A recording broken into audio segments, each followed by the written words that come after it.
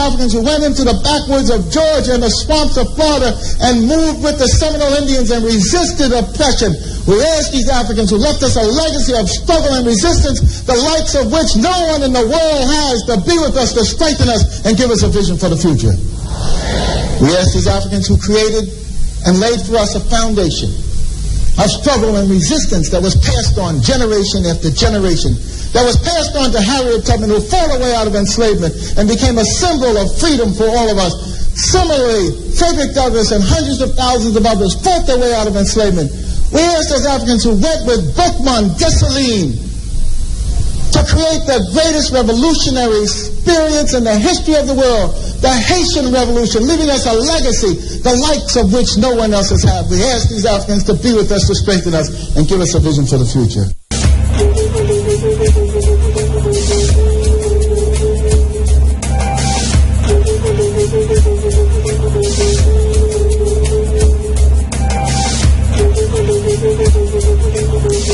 You're inside of the Africa Forum. It is Running African. Very, very pleasant morning once again. My name is Kabo Ma'at Kheru. Thank you very much, Shane Clark. Walk good. Tell him one howdy. My broadcast assistant this morning is Kayan Cole. We go through until 10 o'clock. That's when the Big A comes in with the Sunday Sunshine.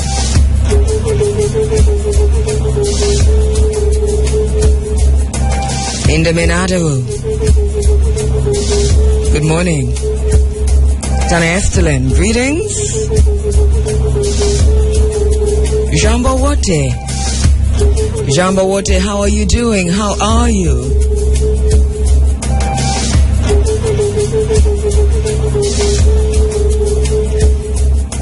We've got an interesting program lined up for you this morning as usual inside of the Africa Forum, Running African. Reuniting the African family for development is a vision. Reuniting the African family for development. That's the vision of this program. Our mission? Blazing new paths towards Africa's rendezvous with destiny. Bearing witness, demanding change. Crafting an African-centered agenda for development and change, and of course, being the change that we want to see.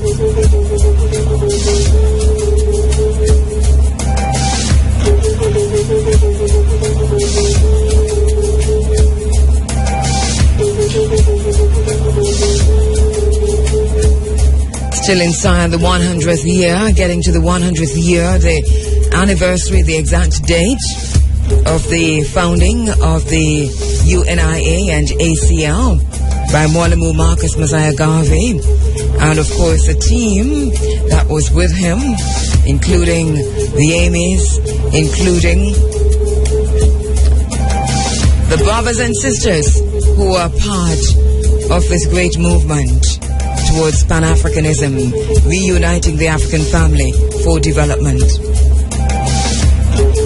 July 20, 2014, 100 years of Garveyism. So July 20 is next week Sunday.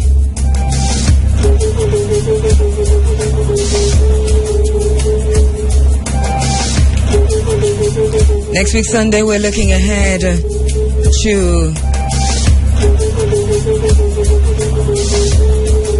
broadcast live from Liberty Hall, the legacy of Marcus Garvey. Mungu Akim Jalia, meaning God's willing. Mungu Akim Jalia.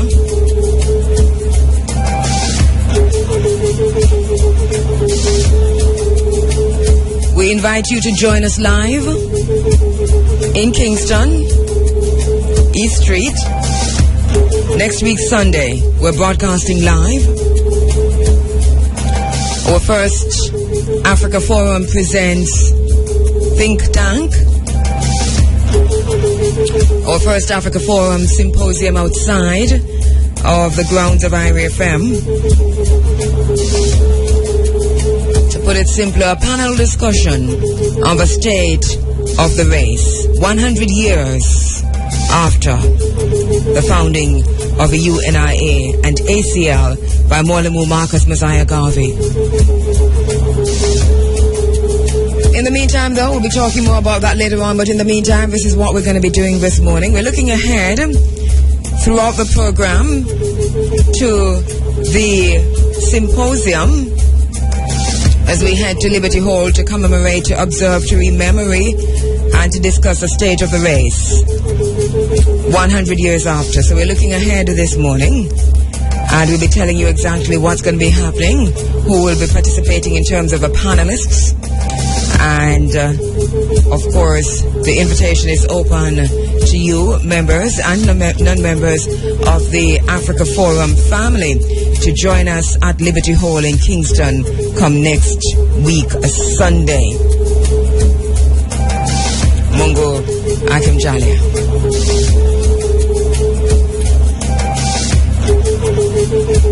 We're looking ahead also to the celebrations for Emancipation Day and the events leading up to Emancipation Day.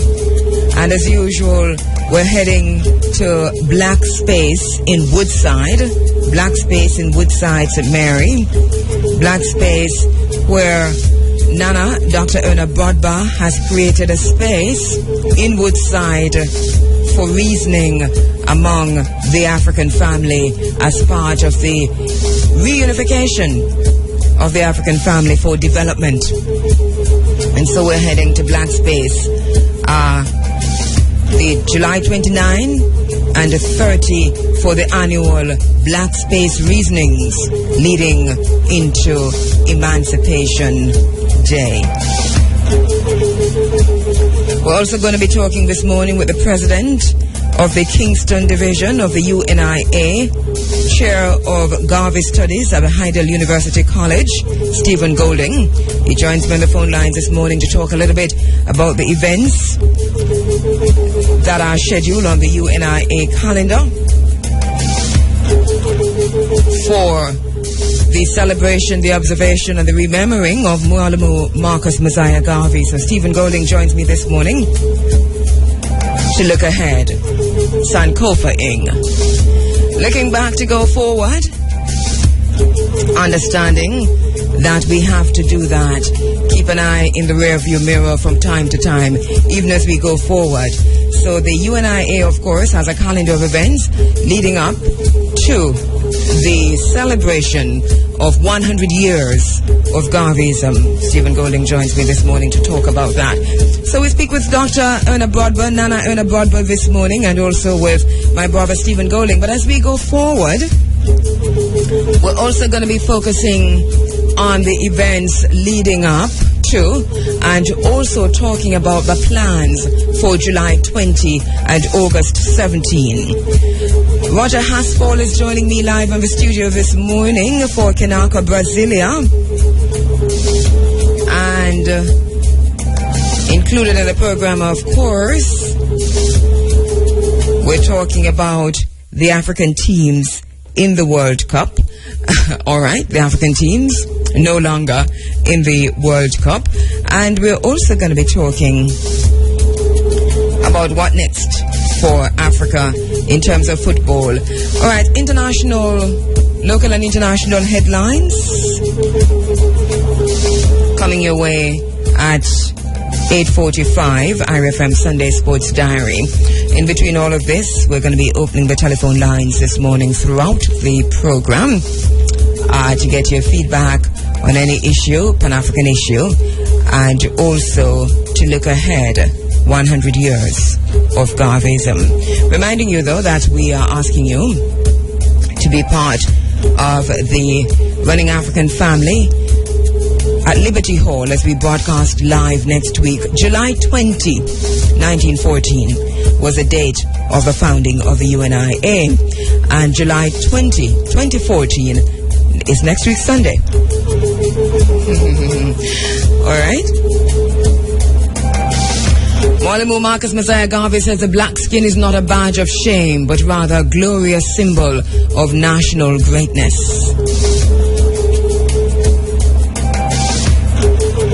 We've got a lot to talk about. We've been focusing somewhat on the situation on the continent of Africa in terms of Africa's betrayal by its leaders. We see this happening over and over again.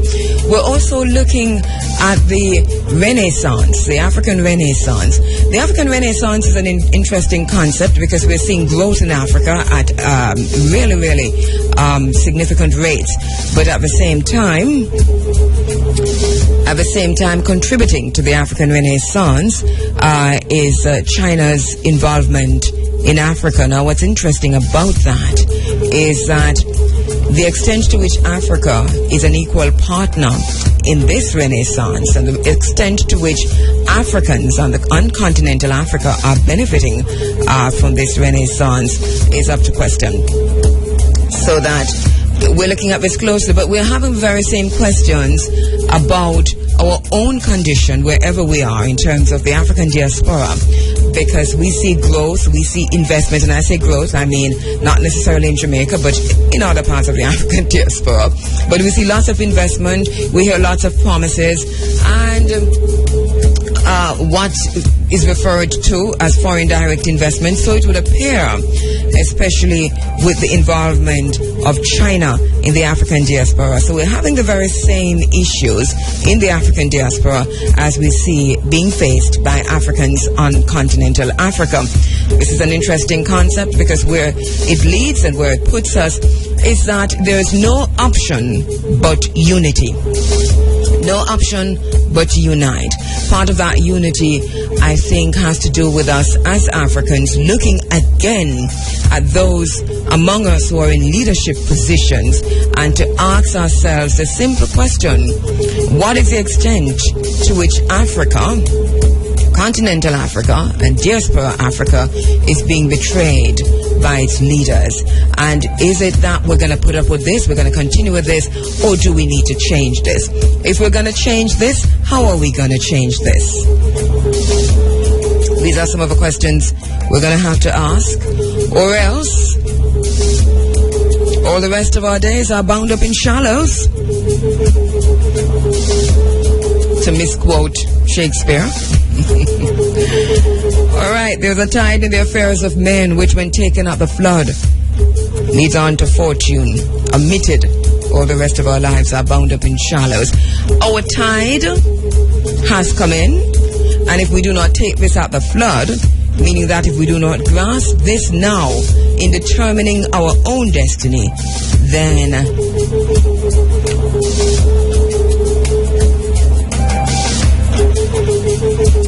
what are we going to tell our children about their future?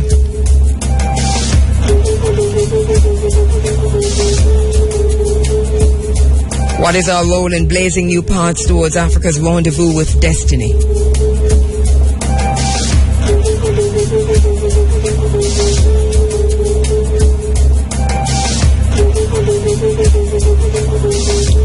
It's our African minds that we have to liberate at this time. As Mwalimo Garvey says, liberate the minds of men and ultimately you will liberate the bodies of men. No one knows when the hour of Africa's redemption cometh, but we do see the signs.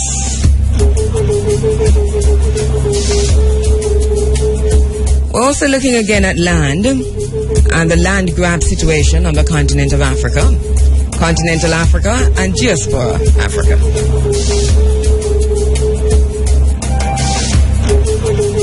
We talked a little bit about that last week, and we're going to have to spend some time looking at what is driving the land grab in continental and diaspora Africa. Wherever we are as Africans, this is what we're experiencing now. Large swathes of land being taken from Africans on the continent of Africa forcefully. Families are being driven, entire communities, entire villages are being driven of land in continental Africa. It is very bad in Ethiopia, by the way. It's ridiculous in Ethiopia.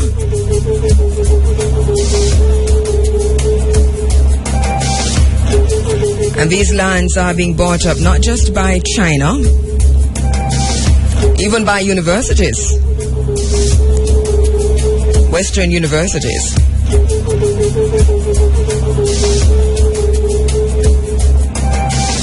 So there is a need for us to continue deepening and broadening our understanding of the global land deals, or what look like land deals in Africa and the Caribbean. We talked last week about the drivers, the triple F, the 3 Fs: food, fuel, and finance. Want to listen a little bit more at those this morning, even as we talk about 100 years of Garveyism and looking at the state of the race 100 years later. I want to acknowledge my elders once again in this space, and especially to pay tribute to Doctors Julia and Nathan Hare,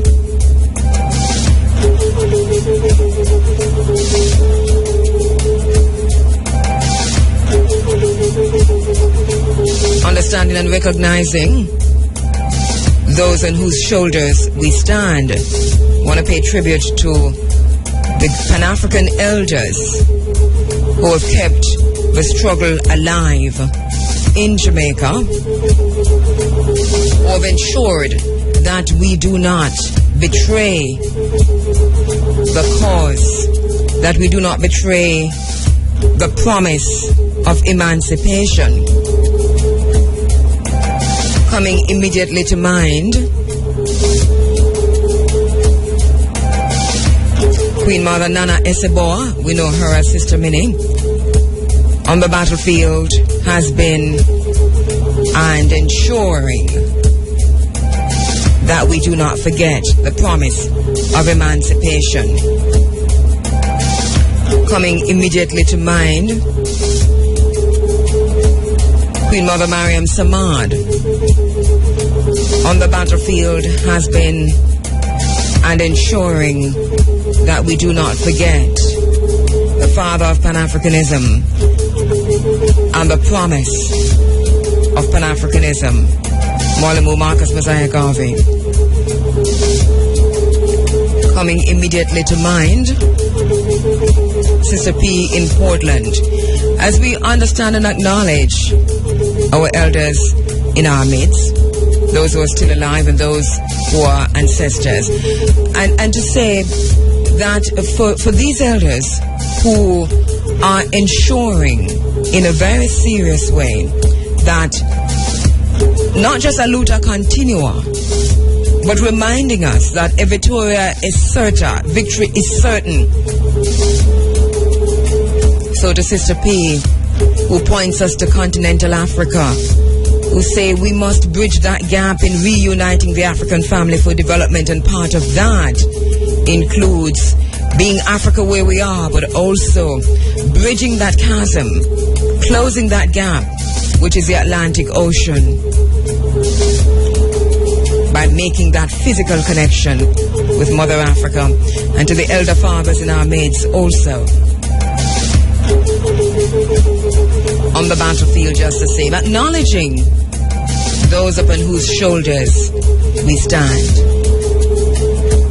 We're going to stop calling names because this could continue all morning. But to our elder mother, Nana Bradba, who reminds us that we must create a space for reasoning as we continue to blaze new paths towards Africa's rendezvous with destiny.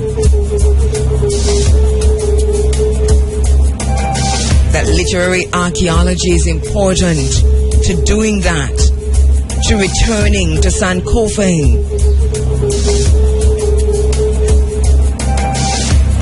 to all the elders, mothers, fathers, acknowledging those upon whose shoulders we stand, and then to acknowledge those who fought from the Middle Passage, on the oceans,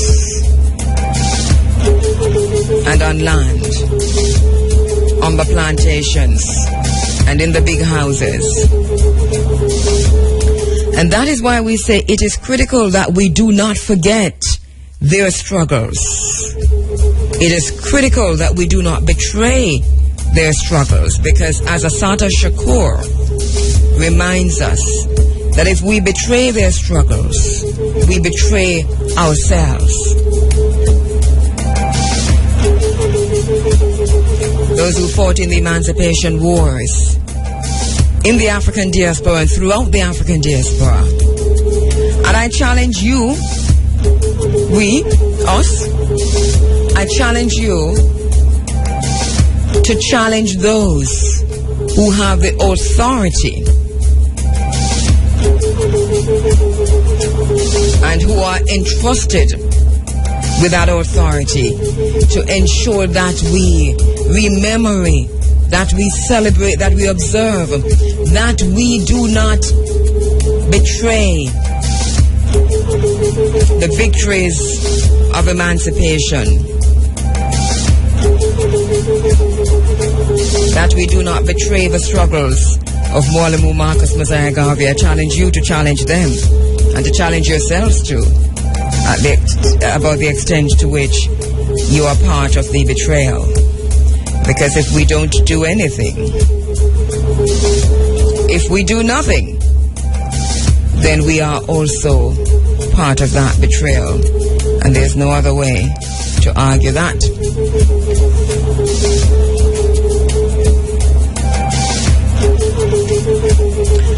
Big part of the betrayal is what's happening with the land. And it's not just the land on continental Africa, as we were saying before. It is also what's happening with the land where we are. This land grab. We want to look closely at this.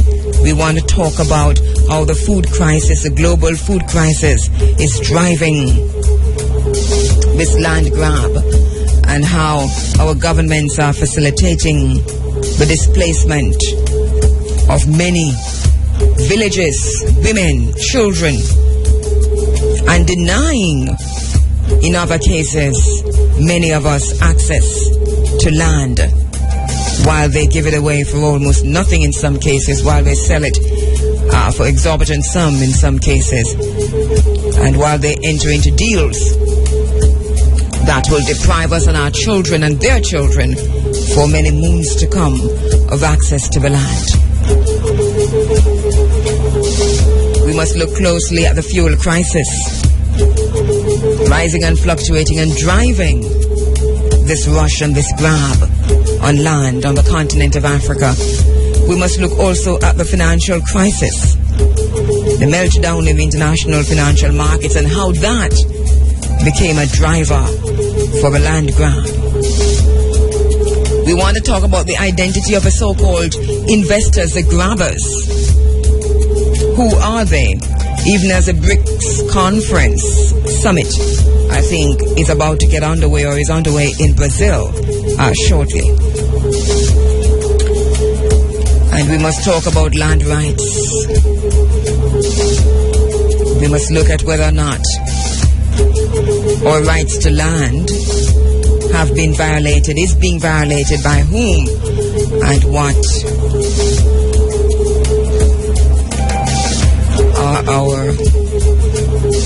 recourses do we have. Alright, so we've got a lot to talk about as we bearing witness to a non-reversible corporatization of African land and agriculture. Non-reversible, we say, unless once again we're going to fight for land and take it back. Oh goodness. We're looking at what's happening in Israel, what's happening on the Gaza Strip. South Africa has responded.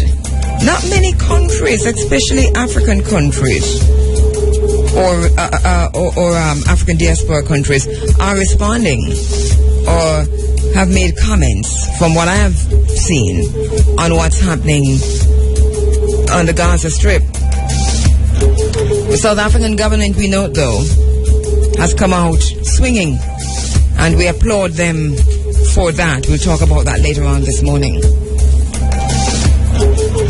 We have been pointing to the plight of Africans in Israel. This is not something to be swept under the carpet. This is something to be looked at closely, examined, and Israel must be called out on the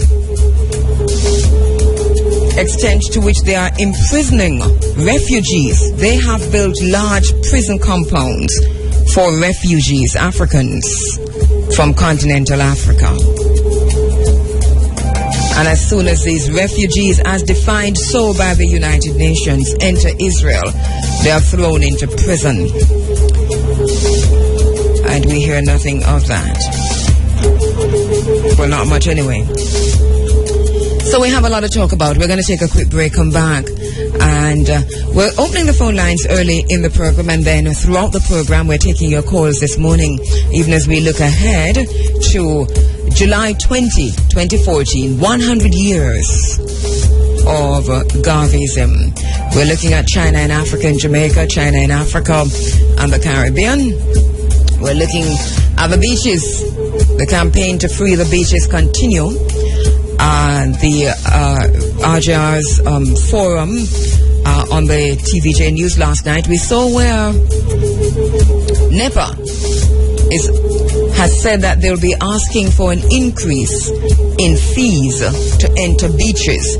Now, at a time when the masses of the Jamaican people are fighting for access to the beaches, NEPA has turned around and said that they are going to be asking for fee increases for people who use the beaches.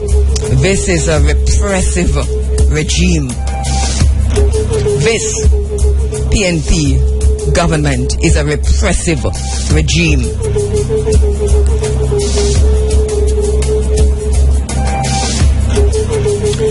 We must not be afraid to speak truth to power.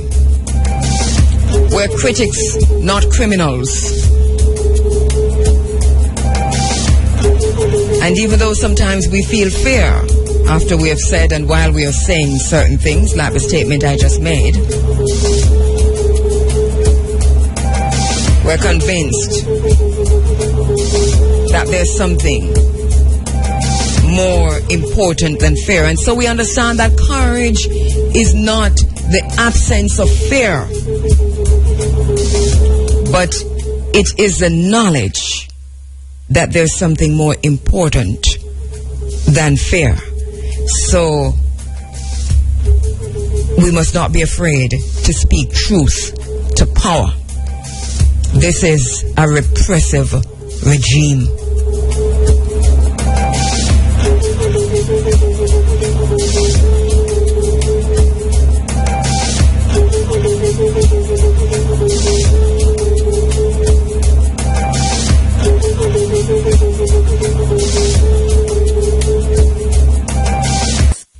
Now 6:37, you're inside of the Africa Forum.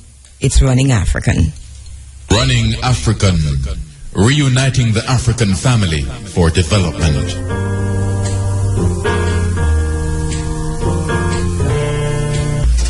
I wish I knew how it would feel to be free. Say I'm loud, say I'm clear, for the whole round world to hear. I greet you in the name of the Universal Negro Improvement Association and African Communities League of the World. July 20, 1914, the founding of the U.N.I.A. and ACL by the father of Pan-Africanism, Mwalimo Garvey. Sunday, July 20, 2014, IRIFM observes the 100th anniversary of this event with a national symposium on the state of the race 100 years later.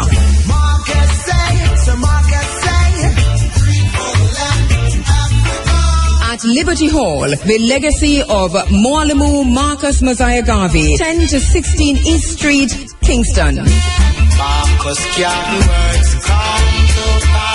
Join me, Kheru, and the outside broadcast team, live from Liberty Hall, the legacy of Garvey, 10 to 16 East Street, Kingston, July 20, 6 a.m. to 10 a.m. on the Africa Forum. That's a live broadcast of the Africa Forum Running African, a national symposium on the state of the race, 100 years after the founding of the U.N.I.A. and ACL. From Liberty Hall, the legacy of Marcus Mosiah Garvey, July 20, 6 a.m. to 10 a.m. on IRI FM. And you, hello. Running African, reuniting the African family for development.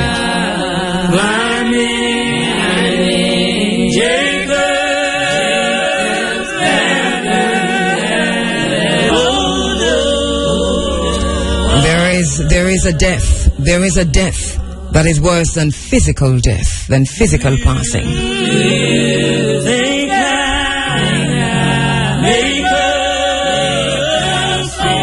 That of a people unaware of their own promise. There is a death that is worse than physical passing.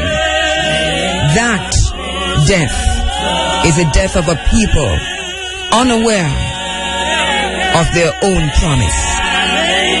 The promise of emancipation has not yet been fulfilled. Mwalimo Marcus Mosiah Garvey has provided the blueprint for the development of a black social theory. We have not yet tapped into that black social theory. We have not yet opened that blueprint as a people, as a nation, on how to get ahead.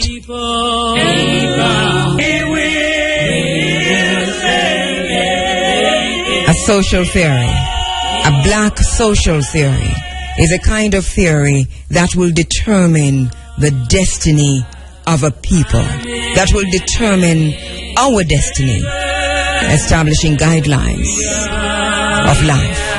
A black social theory defines our relationship with other living things. It defines values. It defines rituals. The promise of emancipation has not yet been fulfilled. As a matter of fact, we're making some backward steps. And we're sitting and watching the betrayal of Africa by its leaders, by Africans. And when I say Africa, I'm not talking about continental Africa. I am talking about Africa wherever we are. Education and culture. One of the vehicles. Education and culture.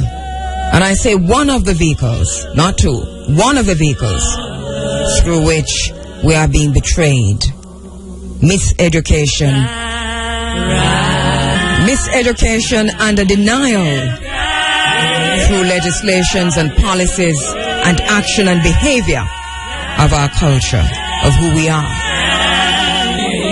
Liberate the minds of men, and ultimately you will liberate the bodies of men. And that is why education is such an important tool in the continued enslavement of men. In the 100th year of Mwalimo Marcus Mosiah Garvey, we read from the message to the people, always try to look beyond the present by calling upon your past experience when you're looking at the future. So what is the state of the race 100 years since the formation of the U.N.I.A. and ACL? Join us at Liberty Hall. We will be at Liberty Hall next week, looking at our situation. 100 years of Garveyism, breaking the shackles of mental control. Education and culture. Sheikh Anta Diop tells us that culture must above all play a protective role. It must ensure the cohesion of the group been fulfilled. We're taking your telephone calls, we're also taking your tweets, we're taking your Facebook messages. The telephone lines are now opened, 974-5079, 5051, 5043 and 1-888-991-4152. A very pleasant morning to you and welcome. If you're joining us on the internet at irifm.net, we're happy to welcome you. Akwaba. You can follow me on Twitter at Kabu Ma'at Kheru. Kabu, K-A-B-U, Ma'at, M-A-A-T, Kheru, K-H-E-R-U. You can follow me on Facebook at Kabu Ma'at Kheru Williams. We're taking your tweets, we're taking your messages, we're taking your telephone calls. Hotep? Hotep, yes, go ahead. Yeah, man, good morning. Good morning. The other day I was watching Focus on Africa on BBC, and I seen in Ethiopia they're having some problem. I was listening to some little news from in the other day on BBC where they had about 200 Ghanaians after asylum in the place where the sports is going on. Brazil. But some turmoil in Africa, eh? You mean there's no turmoil in Jamaica? Yeah. Okay. And in Kenya, Nigeria, Jamaica, Trinidad, well, turmoil, Antigua, Nigeria, Brazil. There's some 63. Wherever African peoples are, what you call turmoil is present. And so we must begin to look to ourselves and at ourselves and our motives for making calls like these. You are so out of here. Yeah, but seriously, what's going on with our black people? Right here in Jamaica. What are you doing? What are you doing to change that reality right here in Jamaica? Right now, I'm speaking out. That is that talking? That's what you're doing. Yes. What are you speaking out about? Eh? What are you speaking out about? What's going on in the world? Right, and what are you doing? Why? I cannot do anything but speak out and say it must stop. Well, think about it good, my brother, because you must be able to do more than talk. Thank you very much. Cool. As we continue to take your telephone calls at 974-5079, 5051, 5043, and 1-888-991-4152. Hotep? Perfect love greetings to U.N.I.A. Hotep, my brother, how are you? I'm pricelessly blessed. Give thanks. Give thanks. Can we share some spitting words quickly? Yes. The punchline. Within one accord, we shall, we must. Act now to totally free us. Black unification plus an ancient black liberty sense of purpose.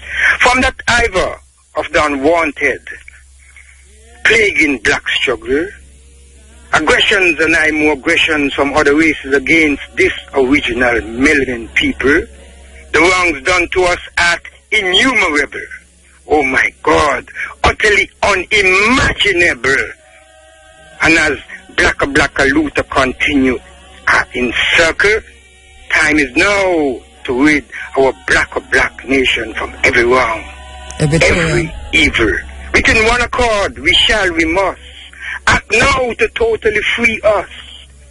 Black unification plus an ancient black liberty sense of purpose. Every Torah is certain, my brother. Give thanks. We say victory is certain.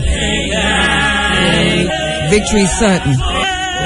What is the state of the race 100 years after? Should we go forward and send Kofa to Mwalimo Garvey? Hotep? Good morning, Cabo. Hotep, my brother, Hotep. Yes, we feel his spirit, you know? Give thanks. Feel his spirit. Yeah, I want to say to the people, we can't sit down and let a few people dedicate themselves to this thing and you just stand around with nothing in your head. Ignorance carry the burden and intelligence rule the world.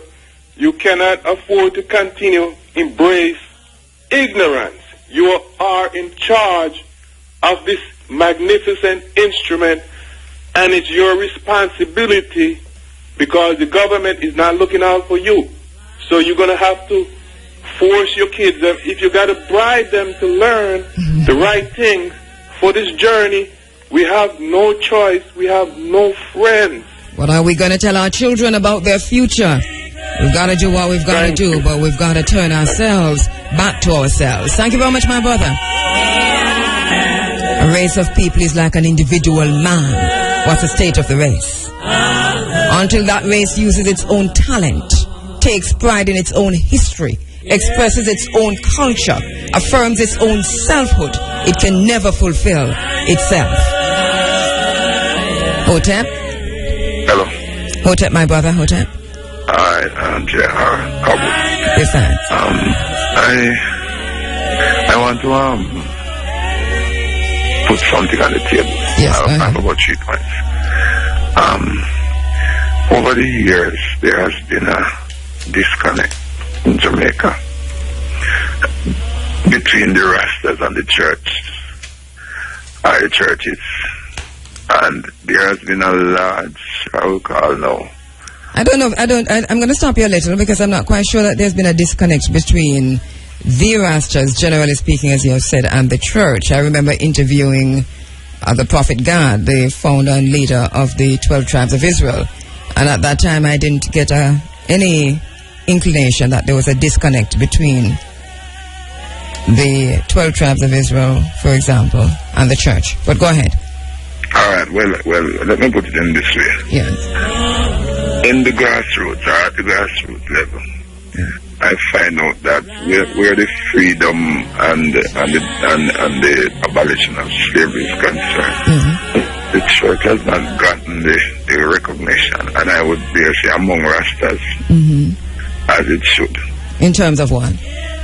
I mean, Daly mentioned that that the church has really fought to free black people from slavery. What I have always heard, having grown up among Rasta and consider myself a Christian and a Pan-Africanist, is that the church, SS Jesus, carry people and enslave them and why we know. Right. So it is a complex matter, isn't it? Because a lot of the so-called abolitionists. And we know the role of the Baptist church in particular played in the resistance to slavery, and we were just talking, my husband and myself, last week about John Brown, and we sing a lot about John Brown. Right. But it is complicated. It is more complex than that, because you can't deny the Jesus ship still. You can't deny the blessing of the expeditions by the Pope. So that on the one hand, you have a Sam Sharp deacon, you have others who have come out of a church who were an integral part of the liberation movement.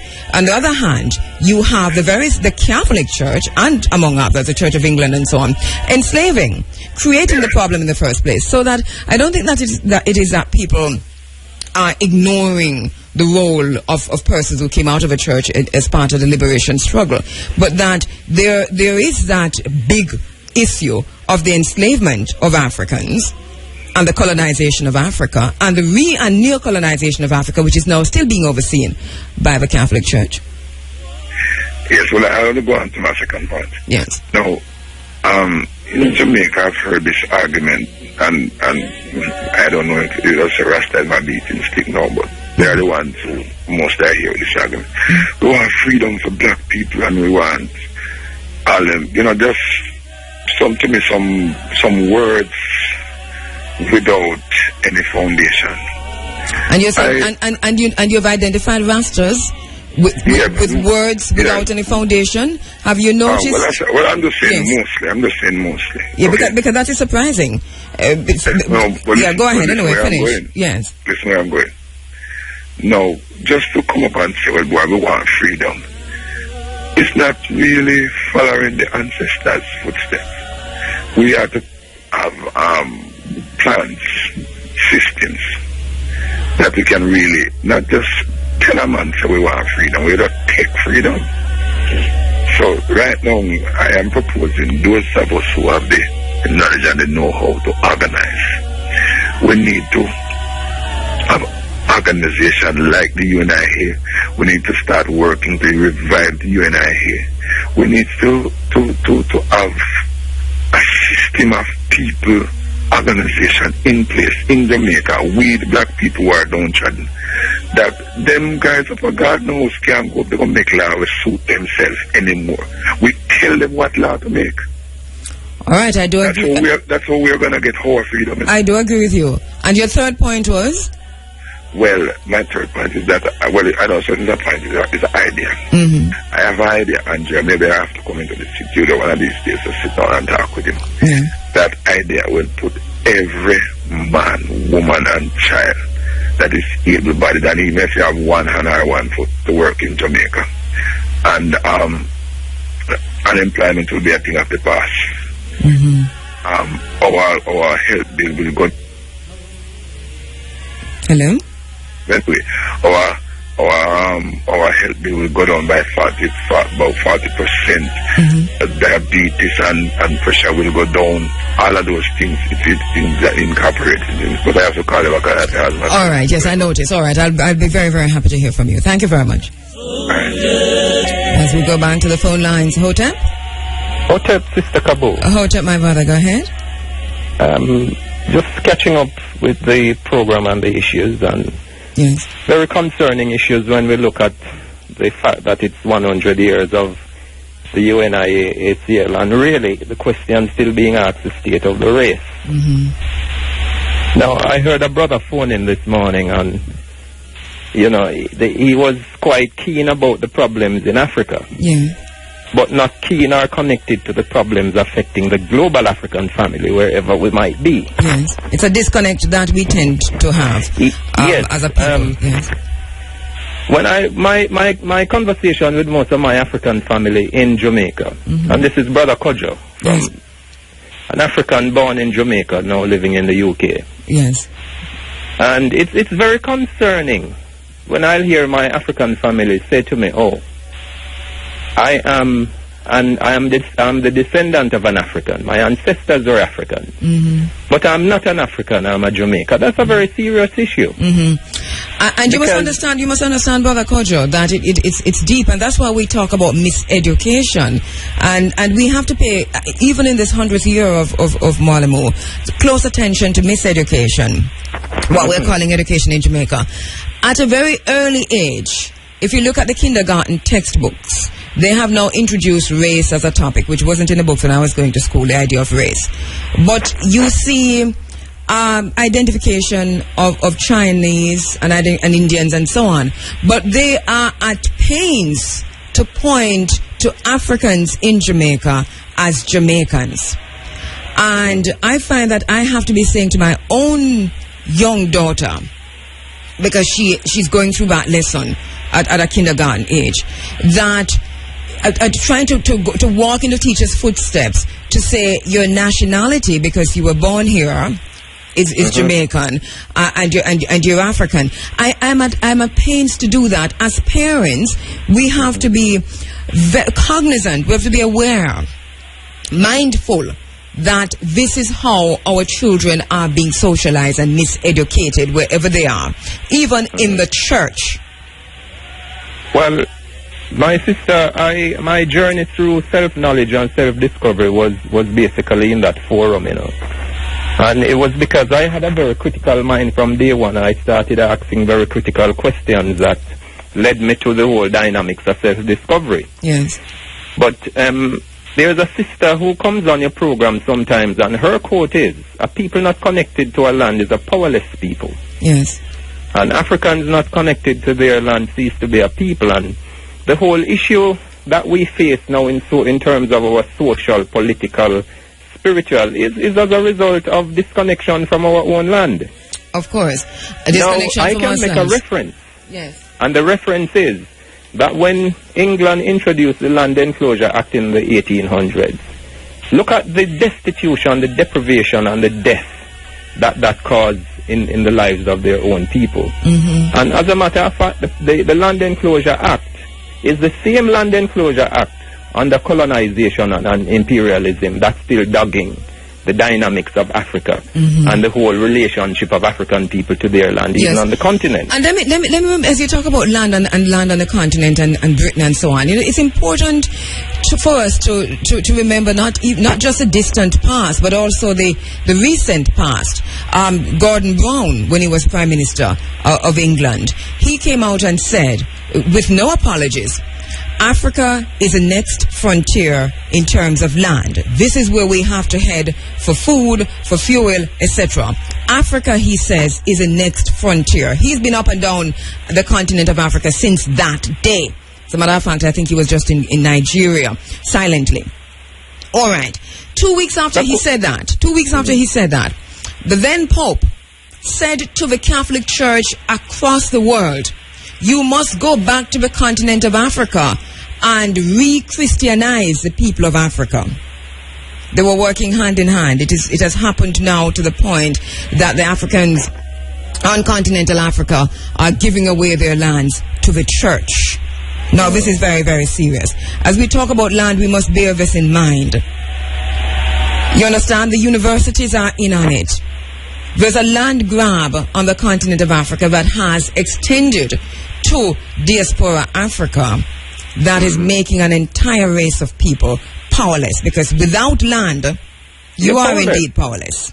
But Sarkozy said that in one of his speeches, declared that the future of the world is Africa. But certainly it's not the African world, it's the European world. Thank you very much. That's exactly how it is. So what do we do about it?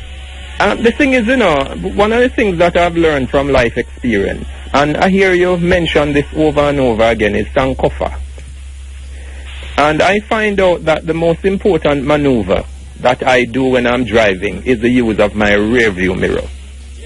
And my final destination of the journey is very important, because it's hinged on how well I use my rear view mirror. Of course. Because if not, I can guarantee you there will be accidents, fatalities. Let me just wrap this out with words from Mwalimo Garvey. He says, always try to look beyond the present by calling upon your past experience when you're looking at the future. Thank you very much, my brother. We're going to go to a break and come right back. The promise of emancipation has not yet been fulfilled. I am not going to behave. I am not going to act. I am not going to speak as if the promise of emancipation has been fulfilled. I cannot afford to do that. We cannot afford to sleep.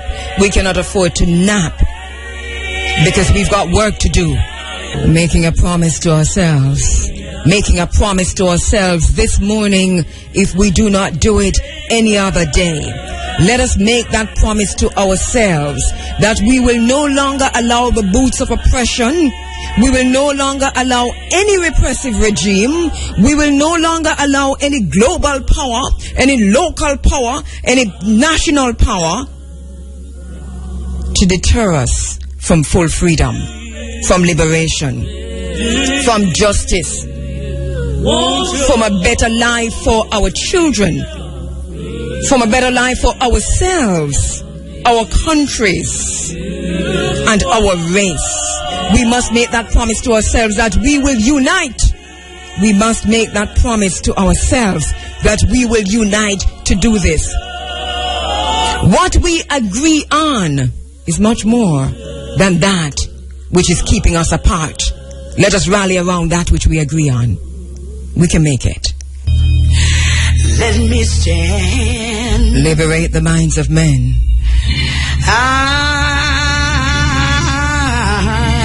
I'm tired. And ultimately you will liberate the bodies of men. We're taking your telephone calls at 974-5079, 5051, 5043, and 1-888-991-4152. We've got a work to do. We've got a work to do as we go back to the phone lines. Hotep, my brother. Hotep, freedom fighter, Kabu. Give thanks, my brother. You know that you're a reincarnation? Let us talk about what's on your mind, my brother. I hear you. Yes, you are a reincarnation. I don't know if you recognize who you're reincarnated as, but I'm sure that you are a reincarnation. And I'm reincarnated Marcus Garvey, but my new name is Kwame. Mm-hmm. And I want to let you know, and the listener, that June 10, 1940, when I made a transition, the organization, the U.N.I.A. and the AAC made a transition with me. Well, I decided now to continue where I left off. So I have a lot of work to do. Thank you very much, my brother. We all do. Thank you much.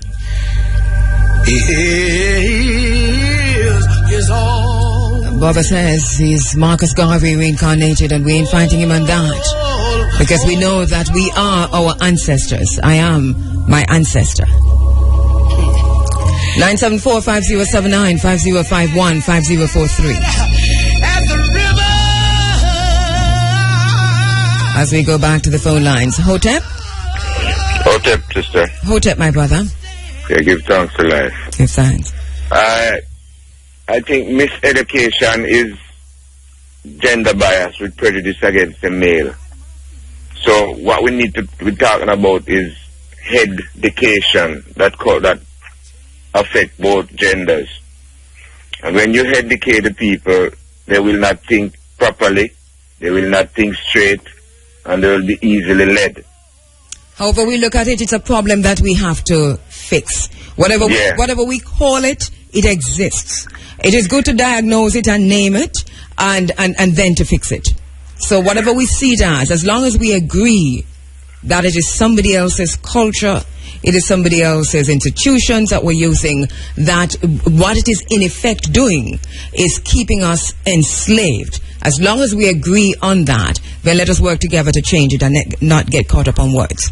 You see, what we need to start to do is to have committees in various community that will start to gather a petition that will send to government to make them know how many people are against these stance and these route that they are taking with the beach and the landlessness that the people are suffering from. And many are doing that. And will you start in your community? Yes, definitely. I will be started. We must make the promise to do immediately. Thank you, my brother. It's urgent. Give thanks. Lead me on. We are not who we say we are. We are what we do.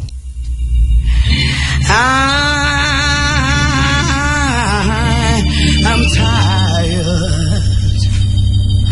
I am weak. As we go back to the phone lines, Hotep. Hotep. Hello, good morning. Good morning, Hotep, my sister. Go ahead. How are you? I am doing very well, thank you. If you two are well. Yes, I give thanks for all the great work you're doing and educating the people. What I'm saying is give thanks to Marcus Garvey and his words, because the words live on. And I'm saying that slavery is not abolishing, because it's the mental part of it right now. People are suffering same way. Lands have been taken away same way. People have been living nowhere. To piece of land, chop it down. They call it squatters. We have been treated so bad same way. And you have hit the nail on the head when you say that there is still enslavement. That is why in this 100th year of Garveyism, we must make a promise to ourselves to break the shackles of mental control. But we are the one who has to do it, Sister Andrea. We are the one, we are the people, and we are the one that's feeling it. And we can't just look at people just like myself. I just want to say, all the youth, them, I'm sorry for them because of the teaching what them I get, and the love what them now get, and all the system and society set up. And right now, they lower the labor law to attract investors, and people are working under contract. To attract investors, and it's an interesting word that we use when we say investors. When it comes to the land, we're just going to say land grabbers. Because they tell us about investment, and we don't know what they're investing in. Where is that investment profit going back to? Who's that investment benefiting? Not us. Exactly. So that we must talk about grabbers and thievery and the betrayal of our land and ourselves and our people by our leaders. Sometimes it comes down to that, and this is not xenophobia. This is us breaking the cycle of mental control. Love and respect, and thank you for are pushing it for the beaches for Jamaican people. Jamaica is the only Caribbean country where people are free to go bathe now. But even as we talk about that, my sister, and even as we fight for the right to the beach, NEPA is this morning telling us that they are fighting for an increase in the fees that we now pay to use the beach. We must take the boot of that repressive regime from off our necks, or else we shall strangle to death. We will die. Sister Angela, we are strangled already. Well, we will not die. We are not. We are not going to die. We cannot die. We're going to ease them off, push them off, fight them off in any way possible that we can. Blessed Lord. Yes. Give thanks, my sister.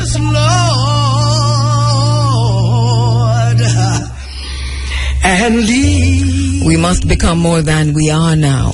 And we must understand that we should go deep within ourselves to find the courage to resist oppression.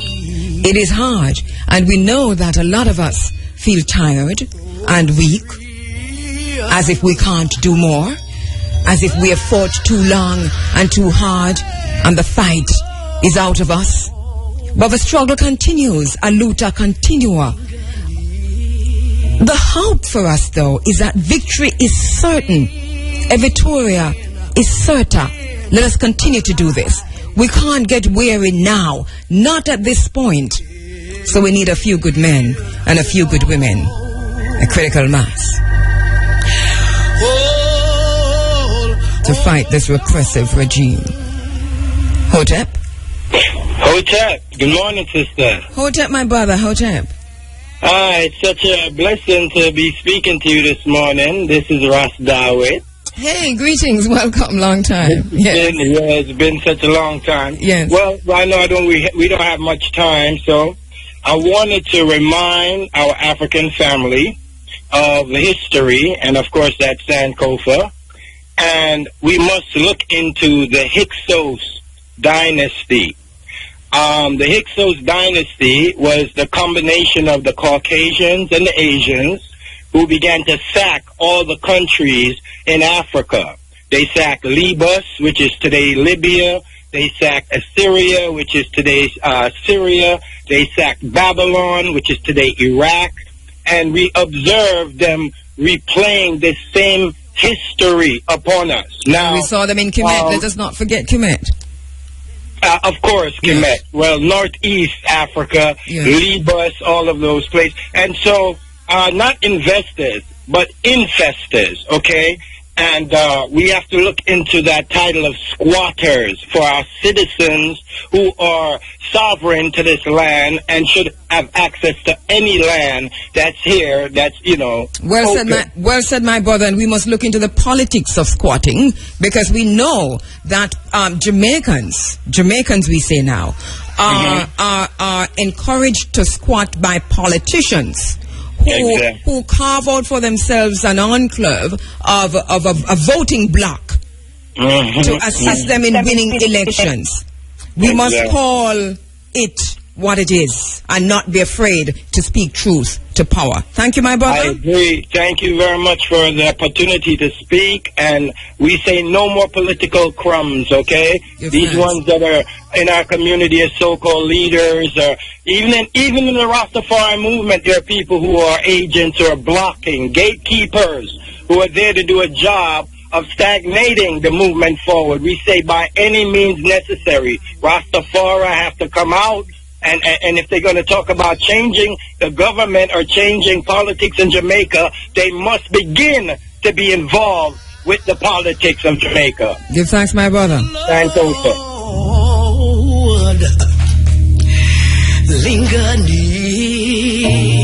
Gonna be going to a break. When we come back, we speak with Nana Brodba. Black Space Reasonings, happening the 29th and 30th of July. And we ask you and remind you to join us at Liberty Hall for the 100th anniversary celebration. And this is going to take the form of a panel discussion, a symposium. We're calling it a think tank. The Africa Forum presents think tank. And for this time, we're looking at the state of the race. 100 years after the founding of the UNIA. Dr. Erna Brodba will be one of the panelists. We'll tell you who else among the panelists? And we'll talk about this again later on in the program.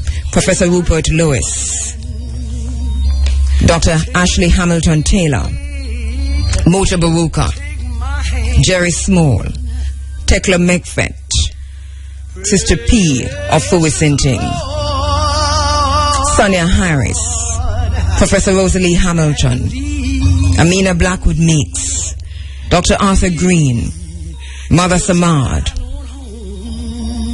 I said Dr. Una Brodba, Nana Brodba, Stephen Golding, President of the U.N.I.A, Ainsley Henriquez of the JNHT, Imani Tafari Amma, Dr. Donna McFarlane, Reverend Marjorie Lewis, among others. Pan-Africanists, Rastafarians, in one place at Liberty Hall, the legacy of Marcus Mosiah Garvey, to look again at the state of the race 100 years after the formation of the U.N.I.A. We invite you to join us at Liberty Hall Sunday morning. We're heading to Kingston, downtown Kingston. We're lifting up this entire program and the entire team, and we're heading there with the Sharkwave. We're broadcasting live, we're streaming live on the internet as we celebrate and observe 100 years of Mwalimo Marcus Mosiah Garvey. Take my hand. A liberation celebration. Right side of Shaz gas station. Friday, August 1st, on the day of emancipation. Prairie Saint-Anne, from day to night, everything alright. Kiddies and African village. Storytelling, Jankono, 8 p.m. showtime, Iwi and Ezran. Bugle, Romian Virgo, PZ, Danai, Richie Innocent, Teflon, Rasta Life, and Ironai Stepper. Kilimanjaro music, Picnic 100, all foot is 1,000. Whoa, Liza, keep your mouth.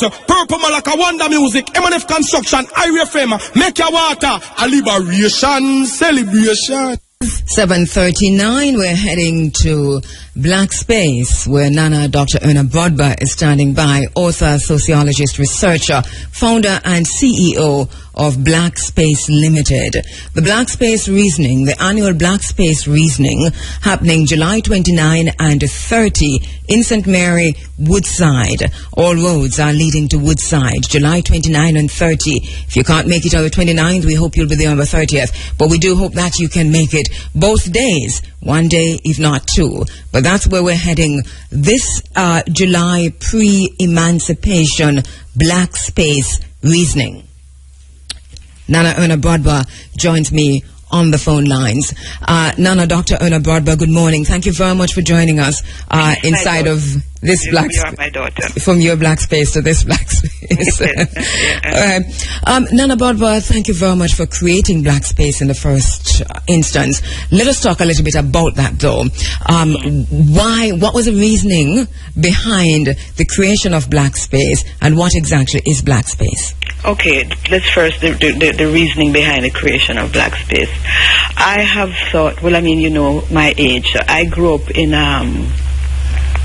Black Power and Malcolm X and all of that. Mm-hmm. And one of the things I think reflecting on those times we needed was a space in which we, as call us black people or whatever you want to call us, looked at each other and, you know, took the matter out of each other's eyes and saw what was in your eye and listened, and we were really brothers and sisters, because you can't organize unless you have people who like each other. And you can't like each other unless you look and you say, well, me not really like how your eyebrows stay, but it's your eyebrows, so we will take it on. Okay? You really have to look at each other and be truthful to each other, and out of the truth will come the love. We got to do some loving. And so that was the thinking behind the creation. The thinking behind it. And another thing was, we have to do it in private. So part of a Black Space is you are in news, but you don't come to Black Space and go and tell people what happened, because we want to be able to, before each other. I always say, when you have a family and you have a family gathering, that is where you call upon Uncle Toulouse, because you know so Uncle Toulouse touching somebody else's daughter. You call him in the bedroom and you talk to him. You know, insult him before public, and you take it on as family before people outside start talk about it, and you look after him. Right. So the private is very important. So in essence, it is a space in which the race, the African people in Jamaica and outside of Jamaica, because this is how it functions, can come into this space and talk about the issues that the vexing issues and the not so vexing one, and work them out inside of that space, leaving there with a better understanding of each other. With a better understanding of each other, yes. Yes. And I notice also that what you have done over the years is that even by persons meeting in that space, persons who have not previously met each other, and by interrogating some of the issues that we have biases about, by discussing them in that space, that when we move out of that space, the unity continues. You now have a network of people who are thinking differently in some cases, but uniting where the thinking is the same in terms of African liberation, in terms of where we go as a people. You're right. Yes. A friend of mine phoned me from the U.S. Recently to tell me thanks for the space, because it touches, well, at least it touched her at her belly bottom, and she was crying. She found herself crying after she left there for things she didn't even know worried her, you know. So, it's therapeutic. Yes. I've really enjoyed going into the space to myself and being part of the conversations that happen there. Dr. Barbara, let us talk a little bit about, the space itself in terms of who come there, when they do that, and from where. All right. Well, I don't say black, although it's black space. I say descendants of Africans enslaved in the New World, because I feel we have to start somewhere. And the diaspora has its particular historical problems, which it has to look at and has to handle. And then I think we will face all sorts of other people. Then we face our parents in Africa. We face the people who enslaved us. But we unite in the diaspora. Okay. And so I have been very particular to invite, you know that you're going to be having him in August. Yes. Dr. Obeti, yes. Shaka came there. Yes. And so we've been having African Americans. This year, at least I know of 2 African Americans who are coming, okay? And we've had people, I remember a fellow writing me from New Zealand to say thanks for the space, and he said to me, I am the very light black that you didn't identify. I didn't know him. He happened to be in Jamaica, and he heard about it, and he turned up. So it's open to anybody. It's open to anybody as long as you know who you are, and as long as you really went through the whole capture and slavery and all like that. It's no point having at this stage the people who enslaved us. We're going to talk to them, but not at this stage. At this stage, we're talking to each other. We're getting strong. We're doing the thing that His Majesty says we do. We're organizing, and you can't organize unless you know each other. Okay, so that's what we're doing right now. Of course.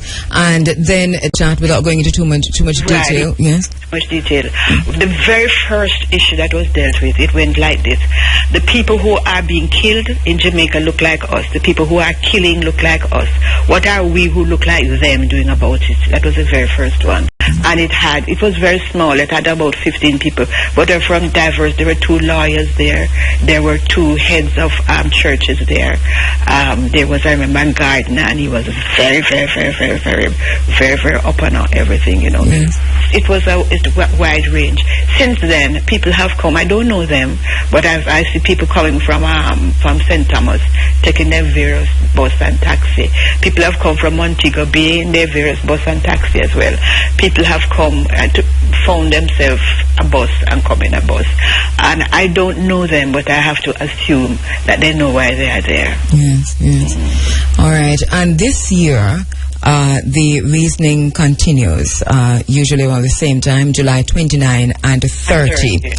All right, talk to us about that. What will be happening? Well, what we're reasoning about this year is, you probably don't know. I think you were there when we had the reasonings. We were trying to break down some stereotypes. Caribbean people not liking the American people. Right. And I know nobody in a black Yes, some shade, yes. Yes, so, some shade. So this is what we're looking at. As a matter of fact, light white friend of mine said to me, we have to deal with this. We have to deal with this bleaching business. And I said to her, but you know what happened? We're bleaching because we want to look like you. Yes. Now you have to stand up now. We're bleaching because we want to look like you. Yes. Now you have to stand up now and you have to tell us what is so great about you, why we should want to look like you. Yes. And I'm sure things have not been so pleasant for you, because I know, and I write about it, that red people, or whatever color I want to call them, reddy-bo, has not had the nicest journey in our countries. People laugh at them, people call them out. We want to interrogate this shade business, and we're hoping that people will define themselves as they know they have been defined. The Browning, some people want to be called Browning, some people don't want to be called Browning and stuff like that. We're going to deal with that and say what really is the value. What really is the value? Is it all that great to be brown? What is wrong with being black? Okay. And that is how we're looking at what really happens at black space as you're cauterizing wounds, and at black space it is more than putting bandages and stuff. It is really going in and taking out the dead flesh. Really. That is it. Yes. Painful. Whether I sense a little hesitation this year. I think I was getting far more yes, we're coming from on the other years. And I wondered to myself whether I've touched a nerve which is not ready to be touched yet. I understand that thinking. I was listening to you talk about, the issue itself, what we're going to be talking about on the 29th and the 30th. And I found that I was saying to myself, this is painful. Yes. This is painful to face together. But this is what the space does. And because of what the space is physically, it also minimizes the pain. So let us talk about the physical space itself, because what you have done at Black Space, Dr. Budber, is that, I was there for the opening and the different segments of it and so on. Describe for us the space that we're referring to as Black Space. Well, I have a house and I live there. This is where I live. But below the house, I've built a little sort of patio which can hold about 50 chairs, and that is where we do our conversation. Above that, there is a kitchen. Which the other thing we need to know too is if people are coming, if people want to be fed. If they want to be fed, the kitchen is there, but we would need to know beforehand, because we cook African and Afro Jamaican. Like for instance, a lot of people didn't know banana mulum, which people call by other names called Pakasa. Oh. But I grew up knowing it as banana mulum. That's interesting. Yes. We know it as Pakasa. Yeah, so, it's Pakasa, where you from Mary. Yes. It's St. Mary. It's my St. Mary people who brought it back to us and taught me to make the Pakasa. Yes. We do, what is the name of the rice that they do in Ghana? All right, pilaf rice. And I know you do like churned cornmeal and so on. So it's a real African. We learned to do the African rice. Yes. Yes. And a Nigerian lady came and taught us to do the rice. Yes. So we do things like that. Okay. So we try to keep it African or African Jamaican. And there's some aspects to the space itself that have been dedicated to the work and yes. There's a dedication there to Barry Chavans and Rupert. Yes, Rupert Lewis. All right. Well, so that we're making an appeal to African Jamaicans to make their way to Black Space on July 29 and 30. This is in Woodside. How do we get to Woodside? Oh, you get to Woodside. Well, if you're in Kingston, there is the possibility of a bus leaving here. But what people would have to call, can I give you the number? Yes, Nana. Call 540-8570 or 374-6370. Karen Hutchinson is willing to put on a bus if she can get enough people. Okay? All right, so that's 540-8570 374-6370 for Karen Hutchinson. Karen Hutchinson. Yeah, that's for persons leaving from Kingston. Email address. There's an email address. Yes. Would you like that too? Yes, go ahead, Nana. Would you like the email address as well? Yes, go ahead. info@jaculture.com. info@JAHculture. No, JAHculture. .com. info@JAHculture.com. And if none of that works, you can either call Carolyn Allen at 342-7669, 342-7669, or call me at 410-8737. 410-8737. That's for Dr. Erna Brodber, and for Carolyn Allen, 342-7669. And then Karen Hutchinson. The numbers, I give you 2 numbers for Karen. All right. And we'll have those numbers here at IRFM, just in case you didn't get a chance to write them down. You can call our front desk and ask for our producer. Our broadcast assistant on the program this morning is Kian Cole, so she'll be able to give you those numbers too, if you're calling. And what are the starting times? 2 days? It's 10 a.m. You know, people need to 10 a.m. This year we are hoping to, you know, people don't always talk. Sometimes they write. Yes. Well, this is not a literary festival by any means, but there are people, one of them from the U.S., who wants to read something. She said she was brought up in New Orleans, so she totally understands the color business. And she has written something and would like to share what she's written. And there's somebody else from here, Velma Pollard, would like to share something she has written. So if anybody has written on the subject, you know, not all of us are given to talking. We wouldn't mind if you brought your stuff and read it. All right. We have a section for that. And once again, it's over 2 days. Why 2 days, Dr. Brodber? Well, we found that the 1 day was not enough. Yes. And should anybody wish to, we can find you accommodation within the village, because the village runs a Duco tourism product, which, I mean, they've been doing that for the past 10 years. Yes. And, so on. So there is that. And if you want to stay on, the village itself does its emancipation celebrations on the 31st and the 1st. Right. So you might want to stay on and participate in that. All right. So it's an experience all around, an entire experience. So July 29 and 30 for the Black Space Reasoning, if you wish to stay on. And call us also about accommodations, and if you wish to stay on, then you can do that for the Emancipation Day celebrations into August morning. All right, Dr. Brodber, any final thing you want to add? The only thing I want to say is that I hope that we're not cutting too deep in people's nerves, but I think that it is really very necessary for us to face each other and say what it is like to be in this black skin, what it is like to be in this red skin, what it is like to be called browning on the street, what it has been like growing up in school and being the brownest person in class, you know, and so on. Or the other way around.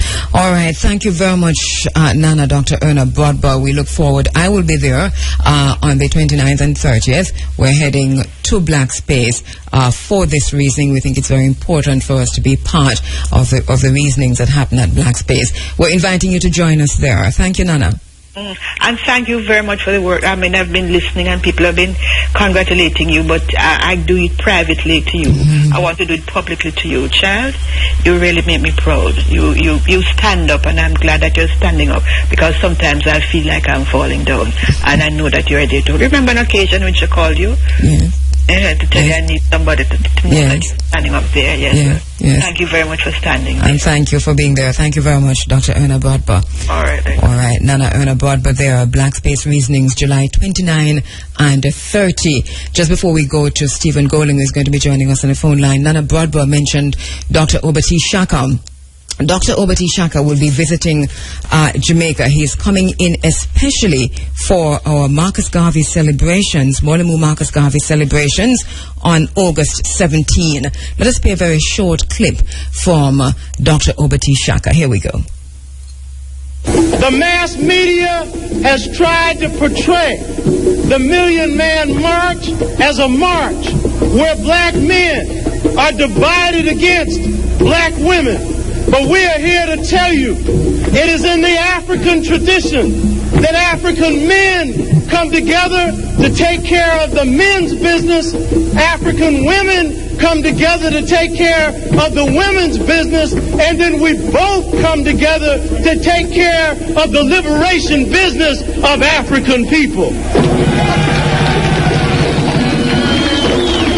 We come in the spirit of Sankofa, the spirit of drawing from the past to move forward, to deliver a notice to the Confederate-controlled Congress of the United States, the Newt Gingrich Confederate-controlled Congress, to the right-wing Supreme Court, including Clarence Uncle Tom Thomas. A waffling president of the United States who is a Democrat who acts like a Republican. We come here to say we know what historical time this is. This is the second post-Reconstruction. In the first post-Reconstruction, in the Hayes-Tilden Compromise of 1870, the federal troops were removed from the South and a system of Jim Crow was established. In the second post-Reconstruction, the Supreme Court, the Congress, and the President of the United States is removing themselves from black life and saying that black rights don't count. We are here to say we were the first, and as we are the last shall be first again. To resist the rightward move of this Congress. But most important, we are here as African men representing our women as well, the world's first people, the mothers and fathers of humanity, to say this. We are here to launch a new day where we will go back to our communities, drawing from the best of our past to rebuild unity in our community. Be we Baptist or Methodist, Democrat or Republican, Muslim or Christian, we are one African people. We are here today to say that we are going to rebuild the African family, the African American family, because it is the African family that has carried us through the dark midnight of slavery and white supremacy. We come as Sankofa to draw from the best of African family traditions. I want you to hear this. For our families in their best, we're not matrilineal, descended from the mother, or patrilineal, descended from the father, or matriarchy, ruled by women, or patriarchy, ruled by men, but the best of African family traditions, as I note in my due book, return to the African mother principle of male and female equality, are twin lineal. We come to build family systems where men don't rule women, don't rule men, but where African men and women rule each other jointly and justly. Am I telling the truth? We come in the twin lineal family tradition to say this. The African man has been taken out of the family on a global level because the African man has been marginalized economically, been put in prisons, and has represented the largest number in special education programs. We are saying the African family has got to be rebuilt as not only a historical unit, but as an economic unit. We must see that the African family begins to see that rather than telling our children to go to school to work for the white man, we must tell our children to go to school to build an economic and political base for our people. We come to revitalize the African family. My brothers and sisters, what is important about this day is not just this day, but what happens after this day. Tomorrow, we will go back into our communities to revitalize them, to build African American leadership summits so that we can reunify our communities. Sankofa. Thank you. Sankofa, Professor Obati Shaka. He will be here in Jamaica August 17, speaking right here in the courtyard of IRIA FM as we celebrate the birth date of Mwalimo Marcus Mosiah Garvey. And I remember now that he's an activist scholar. He was a leader of the San Francisco Civil Rights Movement, renowned public speaker, workshop leader, author, organizer, visionary. Right, excellent Marcus Garvey, and the first member he recruited to the UNIA, which was Miss Amy Ashwood at the time. Tell us a little bit about those who were in that first cadre of UNIA members, including Mr. Garvey himself. Well, Amy Ashwood and Garvey really, as Amy Ashwood referred to herself as the co-founder of the UNIA. Yes. Hello? Yes, we're hearing you. Hear me, Andrea? Hearing you, Stephen, loud and clear. Andrea, are you there? We're here. We're hearing you loudly, loud and clear. Yes. Sorry. Yes. Okay. But I'm glad you asked that question, because even as Marcus Garvey sort of tends to overshadow the organization a little bit, and even as we mentioned 100 years of Garveyism, it really is 100 years of the confraternity, the racial confraternity that he founded. It took some months to organize between July 20th and the first public meetings that the UNIA started having at Collegiate Hall in August of 1914. So by September, you had a full slate of officers. You had Ava Aldred, who was the first lady president. You had Thomas Michael, who was the first vice president. You had Thaddeus McCormick, Adrian Daly, who were secretaries. Of course, Amy Ashwood was the secretary for the Lady Division. And you had a number of trustees.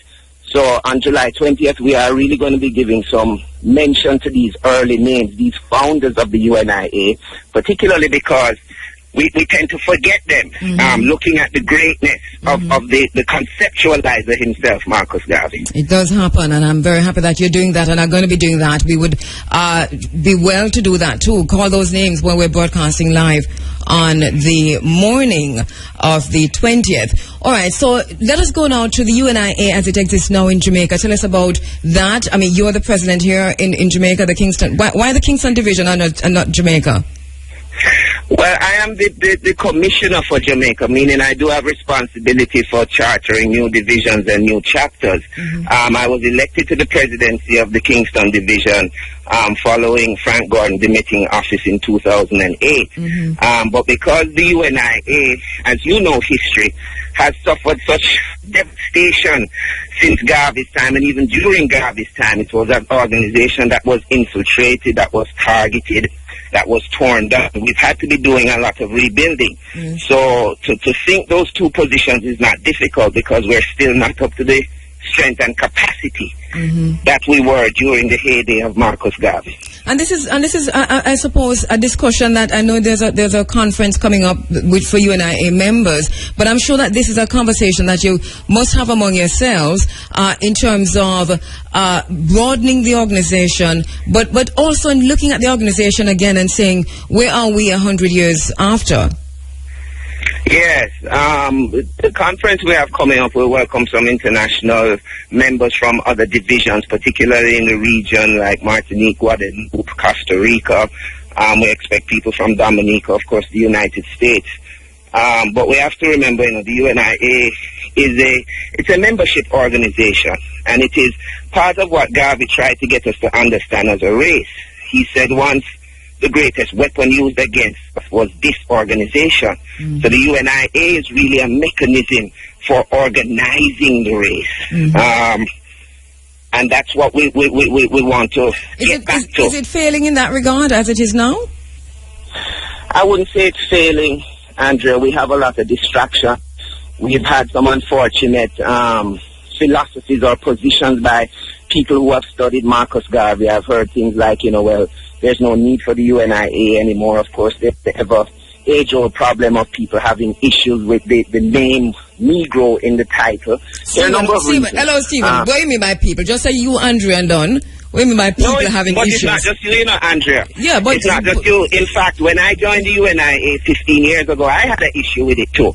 But it took some time of learning the Constitution and understanding the mechanism and understanding that is not something you can just change. I for one, I'm not advocating for change of anything in terms of a name. But my question then is, as part of a conference or upcoming conferences, are these issues some of what we will have to sit down and talk through? You say you have an understanding by looking through the Constitution and so on. Others might not have gone as far as you, but do have questions. Is it something that the UNIA should welcome conversation on? Yeah. Well, that's why I stress the point that UNIA is a membership-driven organization. I mean, for example, to be a part of the conference, you have to be a registered member of a division.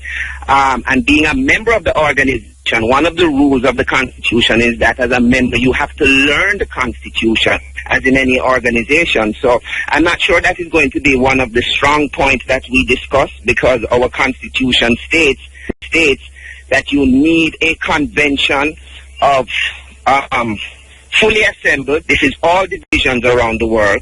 And to change the name of the organization, for example, you would need a 2/3 majority vote of that convention. I don't know that this is going to be a full convention, as I expect it to be concentrated by divisions within the region and close to us in Jamaica. All right, so we're straying, because one of the question that I asked is that, and it is in response to what you mentioned as the role of a UNIA in terms of organizing. Sorry, Andrea, you were chipping out a little bit on my phone. Can you just repeat? All right, so the question I'd posed to you was in response to a point you made, which is that the role of one of the main roles of the UNIA is actually to organize.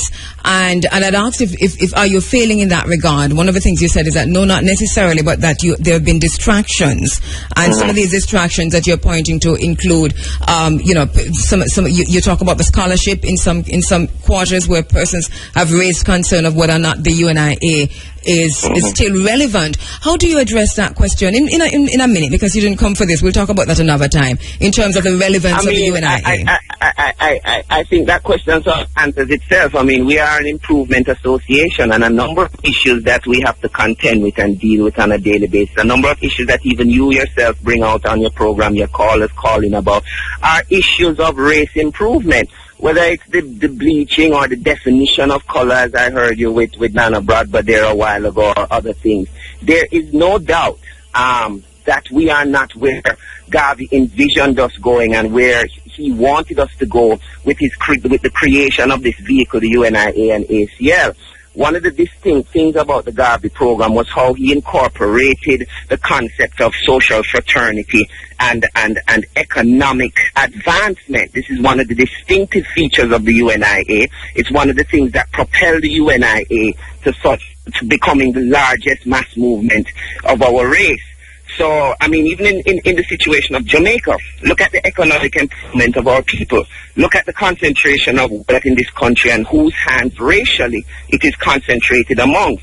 When you see those things, you don't need to ask the question as to whether the organization that Garvey created is still relevant or necessary. Because we still not have created the African empire.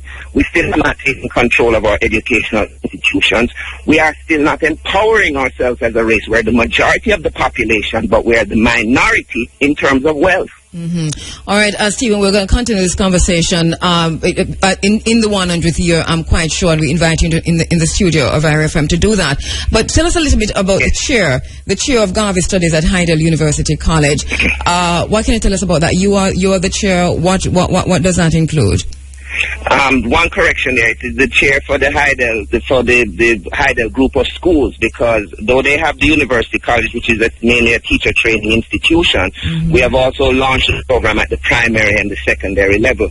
So Heidel has become the only school that has a formal class known as Garveyism, which is taught mandatory to the primary, at the primary level, to the prep school, and at the secondary level to the high school. In the University College, we're more focused on teaching the techniques of teaching Garveyism to the teachers who are in training. So that's been going on since 2009. We launched into the primary schools and the high schools in 2011. It's been 3 years. In fact, you may look for the Heidel students this year at the Independence Gala. They'll be having a section dedicated to the U.N.I.A. It has to do with learning the philosophies and learning what it means when we talk about defining Garveyism and instituting it as part of our educational culture. How does it correspond or not with what the Ministry of Education is now doing in other schools? The Ministry of Education has instituted it sort of under the civics program, and I'll be honest, sort of knock heads on that. I don't think they have a comprehensive program, and again, we see it being sort of pushed into as a subsection of a broader category. We think Garveyism is strong enough to be a subject on its own, and it goes beyond learning just the biography or reciting the sayings of Marcus Garvey. We have to understand, even as we talk about Garveyism, we have to break that down and define it. Marcus Garvey was influenced by the philosophy and opinions of other people. Yes. And so we have to look at that. We have to look at the historical backdrop. We have to look at concepts like Ethiopianism. We have to look at concepts like race first and so forth, and why Garvey advocated as such, and the justification of how it can bring improvement to us as a race, as a people, and as a nation. All right, Stephen, on July 20, the U.N.I.A. will be having a series of events. Of course, I think we are kicking things off at 6 a.m. at Liberty Hall, that's Area FM, with the panel discussion on the state of the race, of which you will be a part. Yeah, I do have a question on that, Kabu, because I heard your advertisement in Liberty Hall, but it gives the address 10 to 16 East Street. Yes, we just corrected it. We just corrected it before you came on. Okay. At 76 King Street. All right. Okay. So what I did was to give you Institute of Jamaica address. I'm sorry. So it is 76 King Street in Kingston. We'll correct that by tomorrow. So that you'll be there for 6 a.m. But after that, tell us about what the U.N.I.A. will be doing for the rest of the day. We start on the 20th with our centennial church service. It's going to be held at the St. Andrew Scots Kirk. People have asked why St. Andrew Scots Kirk, and the reason is really the fact that the U.N.I.A.'s first set of public meetings for the first year of its founding were kept at Collegiate Hall. Collegiate Hall, which once belonged to the St. Andrew Scots Kirk and has been returned to them recently. So in order to sort of reminisce on that and give some credit and credence, some significance to that, we have decided to start with a centennial service at the church. It's not going to be in the actual hall, which is no longer used as it was in 1914, but they've created a new hall and rededicated it as Collegiate Hall. So we want to welcome our members, our families, our friends, and our well-wishers. The service will be conducted according to the rituals of the Mass, just as Garvey used to do in his day, and we start with that to recognize our centennial at 10 a.m. on the 20th. After that, we will be part of the signature conversations at the Institute of Jamaica. And to be clear too, we really start at 6 a.m. because we see your broadcast and celebrating with you as an official part of our centennial. So thanks for the invitation. Stephen, you're not easy, but thank you very much. We see it as an official part ourselves. All right, so we start at 6 a.m. with the panel discussion. The church service is at 10 a.m. at Reminders of a Church?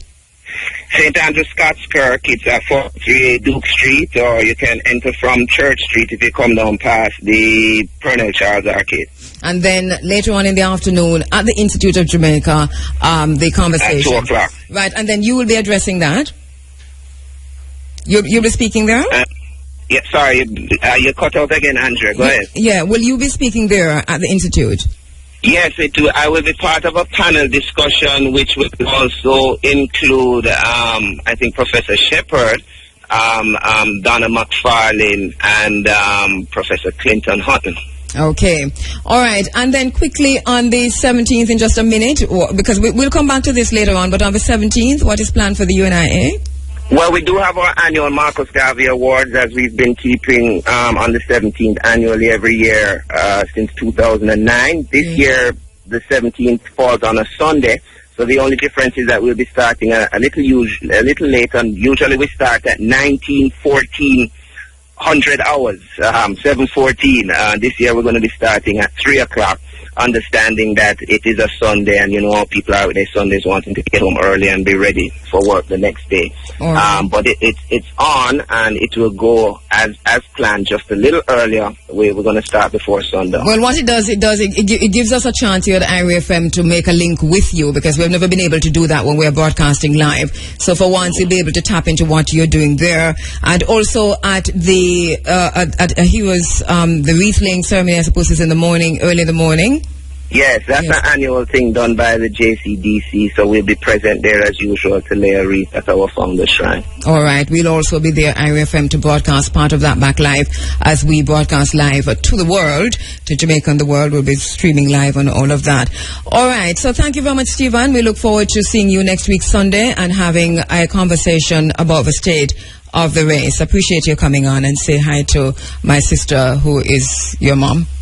All right, Abu, thanks for inviting me. It was a pleasure, and I'll see you next Sunday at Liberty Hall, 76 King Street, is it, right? All right, 76 King Street, Kingston. Thank you very much for that.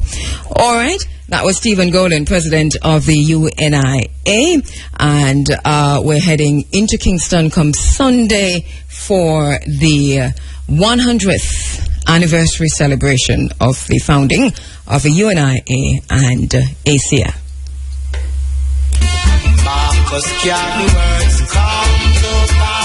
Join me, Kabu at Kheru, and the outside broadcast team live from Liberty Hall, the legacy of Marcus Mosiah Garvey, 10 to 16 East Street, Kingston, July 20, 6 a.m. to 10 a.m. on the Africa Forum.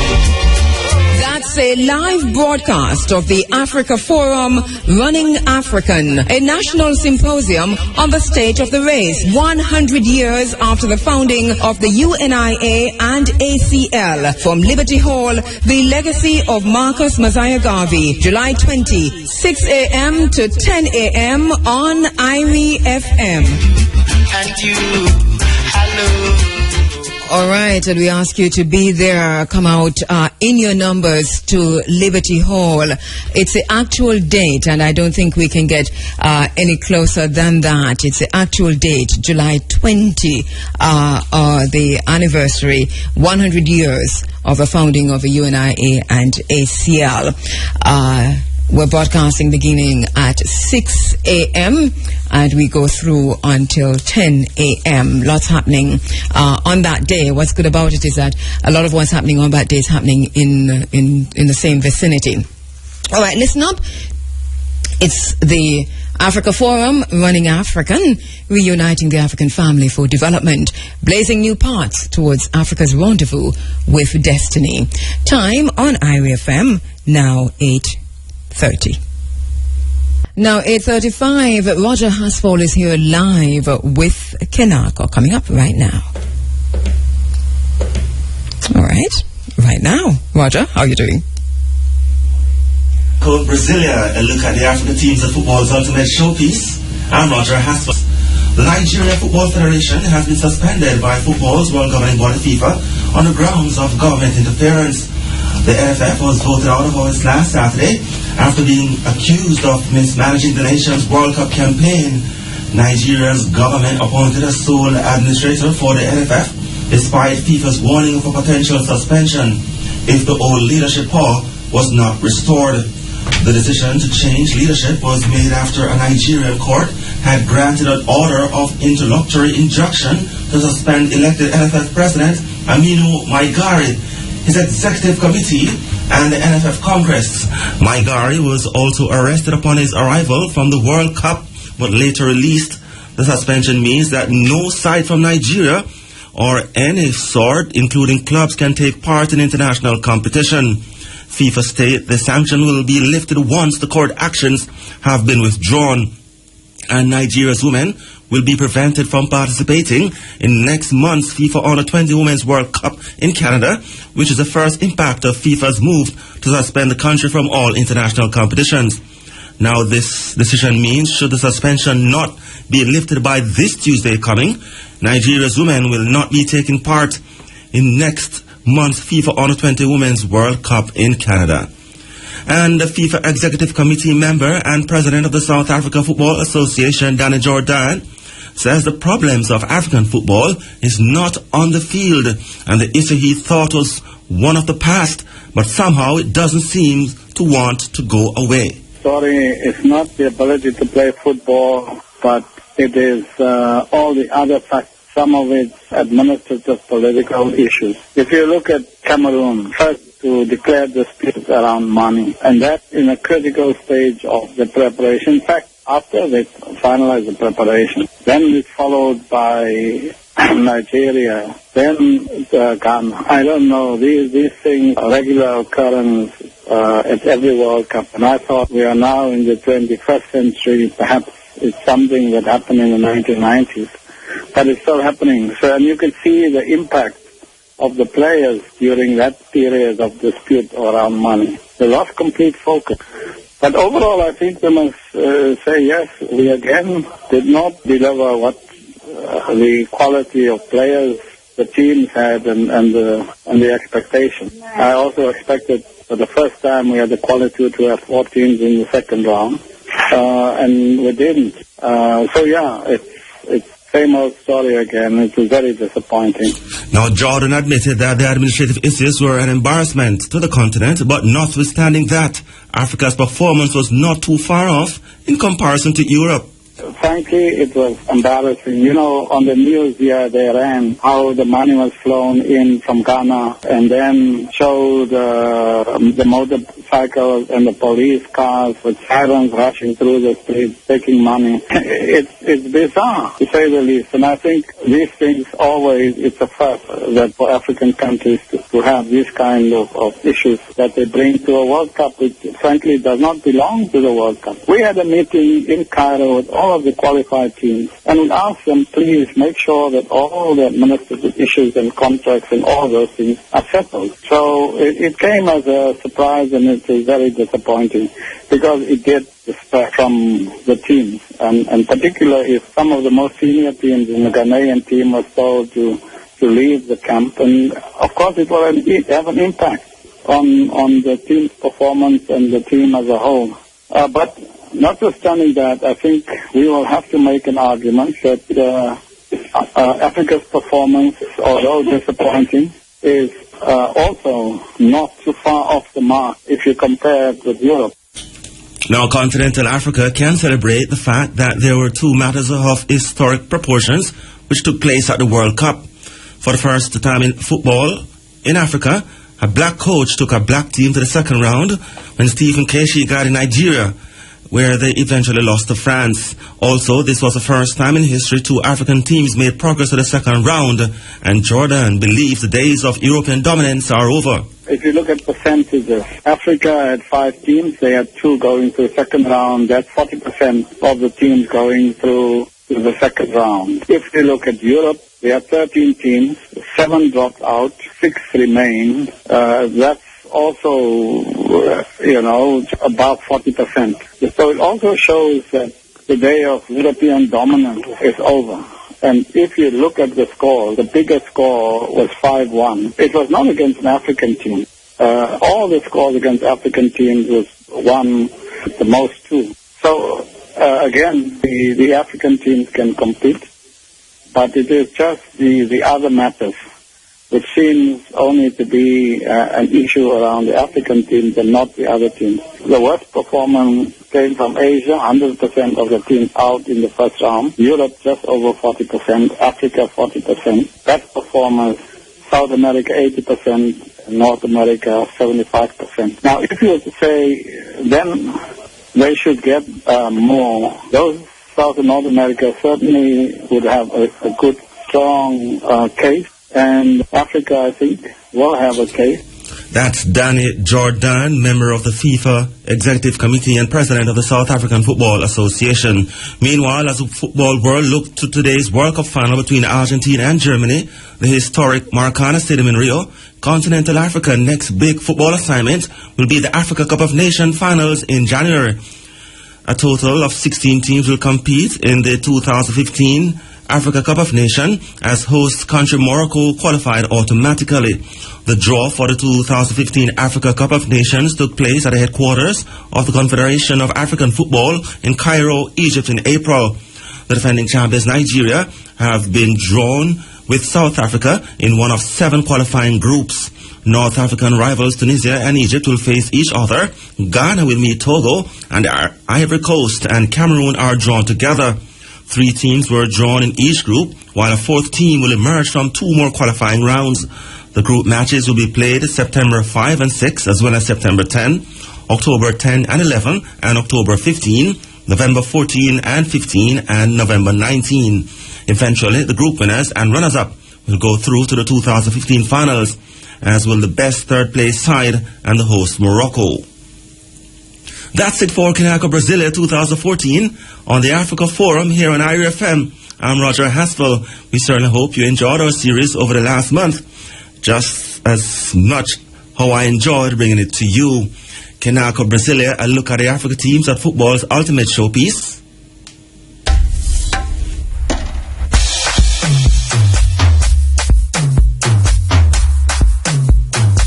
All right, thank you very much, Roger Hasford with Kinako Brasilia. Of course, Roger will be back with the RFM Sunday Sports Diary, and we'll have a quick chat. Then local and international news coming up in a moment, and Sherry Hayes standing by with that. Now, a minute before news time, it is 8:44. IRFM's local and international headlines coming up at 8:45. And right after that, it will be time for the IRFM's Sunday Sports Diary. Lots happening in the sporting world, but of course, many eyes, or most eyes, I think, are focused on the World Cup that's going to be underway in just a short while in Brazil. At the same time, many heads of states are gathered in Brazil, including, I think, some from Jamaica for the big conference that's scheduled there. The Chinese president is on his way, Xi Jinping, among others. Time now 8:45, and time for the local and international headlines. And if it doesn't heed to the one, then they will act. This is a clear case. This is the second time actually for Nigeria. It happened in 2010, immediately after the South Africa World Cup, where the president then said that the team should be playing better. It seems to me as if there needs to be a closer examination of African football, and I think you'll do that later on when you're looking to the Africa Cup of Nations. Yes. Because there's something else at play here, whether it is culture or politics or something that maybe we're not grasping that we need to get. Yes, and one of the main things and what we should understand is that Africa is still the most heavily scouted continent. At the same time, yes. And where you have these international clubs and there are Africans there, the Africans for the most part are doing pretty well individually. Yes.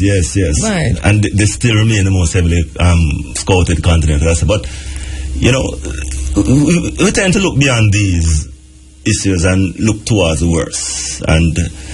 And then people who don't understand us to see that. Same thing I tell you. And it's like a never-ending story. But there are actual facts that, things, although, things might not be looking good from an administrative point of view, football is a main thing in Africa, continues to be. In Ghana you have academies, Nigeria you have, some main academies. And when you look at, say, Ghana, from my point of view, out of all the African teams, they have the best ball playing style. You saw it evident in the Germany game where that game ended up 2-2. But it's just the issues that bother them mind, you know. That the administrative issues. Yes, yeah. It should be good to I'd like to see what you do with it, because I know you're going to be looking at these countries very closely. Yes. If not going into the countries, then it should be good. Why can't you get yourself sponsored and go to those countries? Yes, because check these things out. We'd like to know. It's a serious thing, because the Africa Cup of Nations doesn't get any mileage across this side of the globe, and when I watch games on the internet and the stadiums filled to capacity, 50,000, 60,000, great standard of football. And when it's a shame, but we continue to see European, which I mean, we understand from a marketing point of view, the European leagues and the European continent league and so, but we need, from our point of view, too. Yes, we probably need some African clubs. I know you talk about the academies, but we probably need some, You remember with athletics in Jamaica? Yes. Until Asafa and Usain Bolt kind of changed the paradigm. Shift over, so people are now coming to Jamaica. I think Africa collectively, West Africa, North Africa, probably need to begin to look this, well, I know North Africa has some clubs, some like really good clubs. Yes. The Zamalek in Egypt, for example, didn't do too badly. No. He's not doing too badly, I should say. Along the North African belt, the clubs, because of their close proximity to Europe, you tend to see that there's a standard there in terms of clubs how they are being run, administrative. You think it's because of the close proximity to Europe? Probably. And you talk about like Egypt, Tunisia, Algeria, Morocco, and so on. I don't know. It's one school of thought. I didn't see that. Well, maybe when you go Morocco and come back, you'll give us some more information about what is really driving club football in North Africa. But you have some good clubs. South Africa, they have a good professional structure too. And then you have 1 and 2 clubs out of the West African belt there that they have their standard. So time to develop, I think, investment and footballers like what's his name from Cote d'Ivoire, Didier Drogba and so on, coming back, and Samuel Eto'o, whatever, they're coming back and helping to develop the sport. I think. Let's say they come back and assist in other areas, building hospitals and. No, I agree with that, but also, but how do you feel? I was saying the other day, I was saying to my husband that maybe to rescue Brazilian football, Pele need to take a more active role at this late stage. Let's just speak about Pele. Did you see the picture of him and the quotation that was quoted to him? No, I haven't seen it. After the Brazil game, he said, Brazil? No, I'm from Ghana. He's married to a German, isn't he? Yeah. Isn't he married to a German, Pele? Is he married to a German? Well, probably. I don't know. Well, either way. Anyway, but so today's a historical day. Anyway, historic day in football. We talked about it. I think, was it me and you last time we talked about the first FIFA World Cup in Uruguay? Yes. Was on the 13th of July. Today, actually. Well, right, 13th to the 30th. Yes. So it starts on the 13th. So what's interesting is that one was won by, as you told me back then, it was Uruguay. Uruguay won, defeated Argentina. Right. And that was a 4-2. Yes, 4-2. That was a So Argentina is playing on the anniversary. Yes. Of that first FIFA World Cup, and but they're playing Germany. So you think it's the same scoreline, 4-2, Argentina to win? I don't think we will see 6 goals in today's final. We will see the odd goal. We'll see the odd goal either way, but I am firmly supporting Argentina, Yeah, Argentina you're supporting? Yeah, man, from Maradona days, So what's the score today, you think? It will be the odd goal, either way. 1-0? 1-0, 2-1. Okay. Something like that. So you don't believe in numbers. 13th of July, the anniversary, Argentina in the finals. They got 4-2. It was a 4-2 win in favor of Uruguay. You don't think Argentina is aware of that and will go back for the 4 to give it to. Yeah, if you stack up the numbers, you can't look at it either way. Saying. You can't look at it either way because Yes. This is the third time they're meeting in a World Cup final. Argentina won in 86, Germany won in 90. So if you follow the natural course, it's Argentina time again. Oh, Well, and that's what I'm saying. But I'm saying, yes, a repeat of July 13. Yeah, and I'm saying that too. And then you have that, and then you also have that the last 3 times Germany. Yeah. The last 2 times that they met in the last 2 finals. One, Germany knocked them out on penalties, and the last time they won 4-0. So it can also be time to turn the tide again. So either way, you're saying Germany is going to lose today? Yes, I think so. I don't have a horse in this race. So I'm not betting. I remember you were gradually adjusting your man. teams along as I didn't do that. They dropped out. No. Oh. I have I have one team, and I said, but we must have a final. So usually, I do things. I call the finals. Okay. I say which 2 teams will be in the finals. Yes. And then if they get knocked out, then I activate my third option. Okay. So that's what I'm saying. Right. So when I activated my third option. They too were knocked out. So as I said before, I have no horse in this race.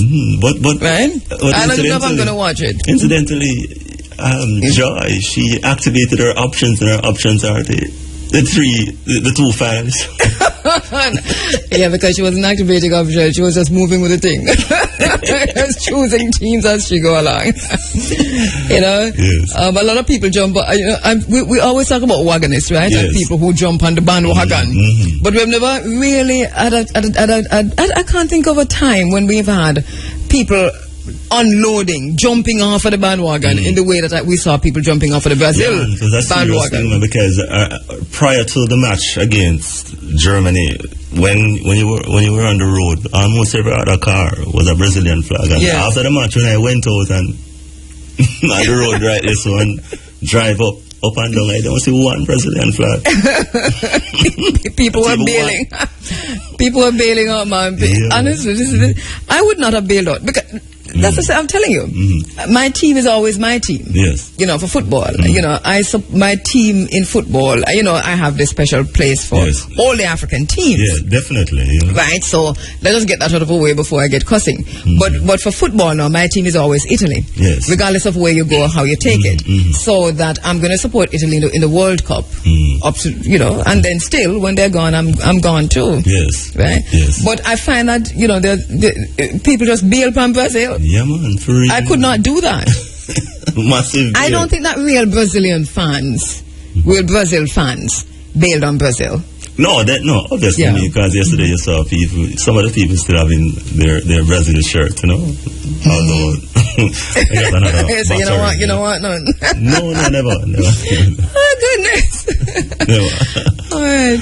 Well, I don't know. I wish the team all the best, the Brazil team. I mean, it's a disgrace, really, but it must really also be very painful for them, and especially at a time when the country is going through what it's going through. And remember all those demonstrations outside of the stadium and the poverty and so on, and the fact that this was supposed to be something to lift Brazil's spirit. In 1950, when they lost the final to Uruguay in Brazil, it was seen then as the failure of a state. I don't know how they're viewing it now. I think in the same way, because the president has already come out to say that it is no reflection on her government. I think something to that effect that we've heard her say. Yes, so these people take it to another level. But we have some Jamaican members of parliament in Brazil right now for the BRIC summit. I believe they're there. Are we heading towards a BRIC? No, I don't know. I think that's what they're there for. Let me not lie. I know that China is gone. I know it's happening there. Yes. The BRIC summit is happening there, and I know that Xi Jinping and encouraging them and so on gone there now. I know that some members of parliament from Jamaica were already there. And I'm just saying that they did. I'm thinking they didn't go for the World Cup. It must be that they're there for the summit. Yeah. And they're probably going to check out the closing ceremony. Yes, definitely. That they're there. Look, Google that for me. See if we have it on IRFM website. Because I didn't pay much attention to it. I just assumed that they were there for the BRIC summit. Okay, so Are we becoming an affiliate of the BRICS? That's amazing. That because you asked me that question now. That is why I'm bailing off that bandwagon, because I don't know. I don't know for sure. Okay. Oh, goodness gracious. All right, so we probably will see them in the stadium at the closing ceremony. Right. Do you remember Barbosa? Barbosa from Brazil? Barbosa?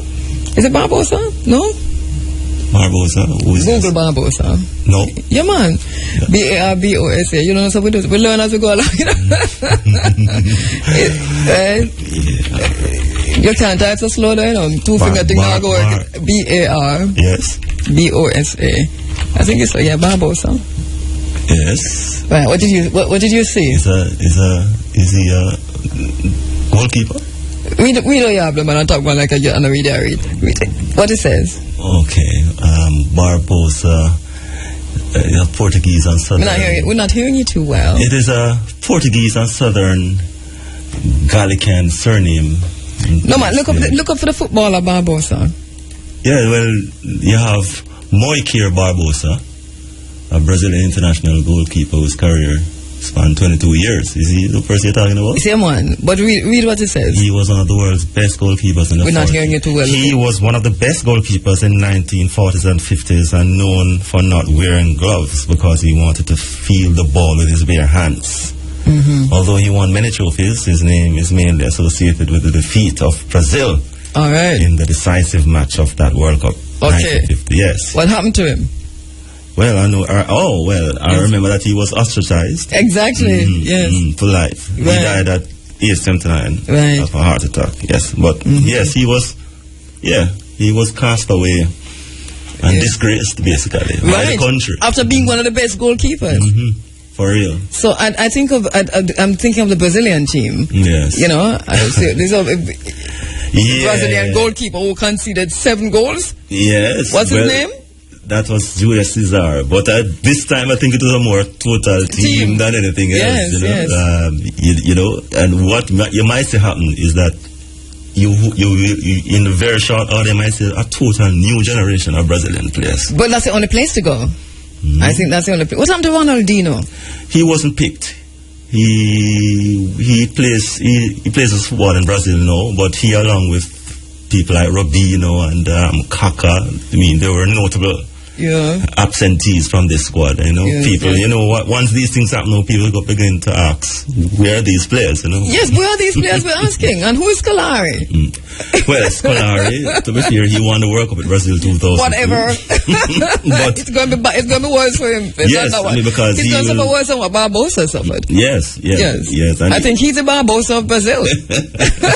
Scolari. Yes. Yeah. The 2002 doesn't make sense right now where he's concerned. No, he has an issue there to deal with. For real. Urgently. Yes. And we don't see him bouncing back like Beckham. No, not at all. Yeah. Some people do bounce back, some don't. Because Baggio, what happened to Baggio in the end when he missed that penalty in 94? Was it 94? Yes. He went on to play same way. He wasn't treated in any aligning way or, ostracized way. He was ostracized. Baggio was ostracized. He was? Yes, he was. Yeah. At least for a while there. Well, at least for a while, because I know that right now he's now known as one of the greats of the Italian football, you know? But he was there. All right, so Scolari is the Barbosa of Brazil. Well, yeah, I would agree. Yeah, tough luck. Yes, for real. All right, so what time is the match today? It is 2 o'clock Jamaica time. Okay. All right, well. We look forward to it. And I will remember that you predicted that Argentina will win, and you predicted 1-0. The odd goal. Whatever that means. Yeah, odd goal. Yeah. All right. Yes. So there you go. Thank you very much, Thank you very much, Roger Haspel, because you did a brilliant job on Kanaka, and we look forward to seeing and hearing from you on the Africa Cup of Nations. Yeah, definitely. All right. Well, good. Yeah.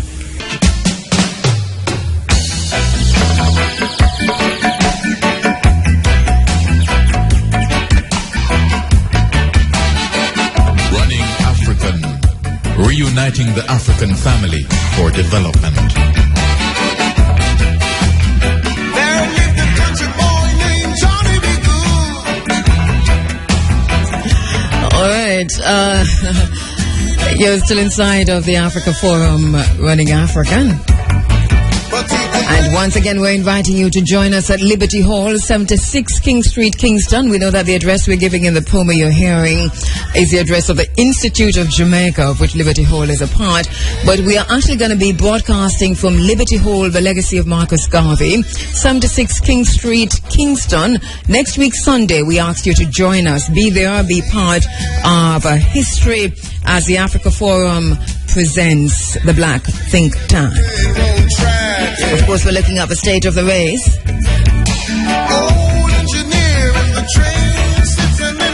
100 years of Garveyism breaking the cycles of mental slavery,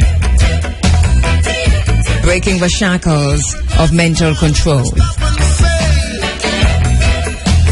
Among the panelists, Professor Rupert Lewis, our brother Tekla Mekfet, Dr. Ashley Hamilton Taylor, Sister P, Muta Baruka, Jerry Small, Sonia Harris, Devon Evans, Miguel Lorne, Professor Rosalie Hamilton, Amina Blackwood Meeks, Dr. Arthur Green, Queen Mother Mariam Samad, Dr. Erna Brodba, Dr. Imani Tafari Amma, Dr. Donna McFarlane, the Reverend Marjorie Lewis, Stephen Golding, President of the U.N.I.A, Ainsley Henriquez, and others. That's next week, Sunday, the state of the race, 100 years after. We'll be broadcasting live at 6 a.m. We'll also be streaming live on the internet to our listeners at irefm.net. You can be part of this event by tuning in live to irefm.net and watching our live stream from Liberty Hall on the occasion of the 100th anniversary of the founding of the U.N.I.A and ACL. Hey, by the way, the Commission of Inquiry still continues into the assassination of Walter Rodney. We're keeping an eye on that. Our Free the Beach campaign continues because now we're hearing from NEPA that they're about to request an increase in fees. We are fighting for access to the beach because we don't have access to the beaches. And NEPA, the National Environment Protection Agency, are saying that now they are requesting or about to request an increase in fees for those who use the public beaches. So that's an interesting situation developing there.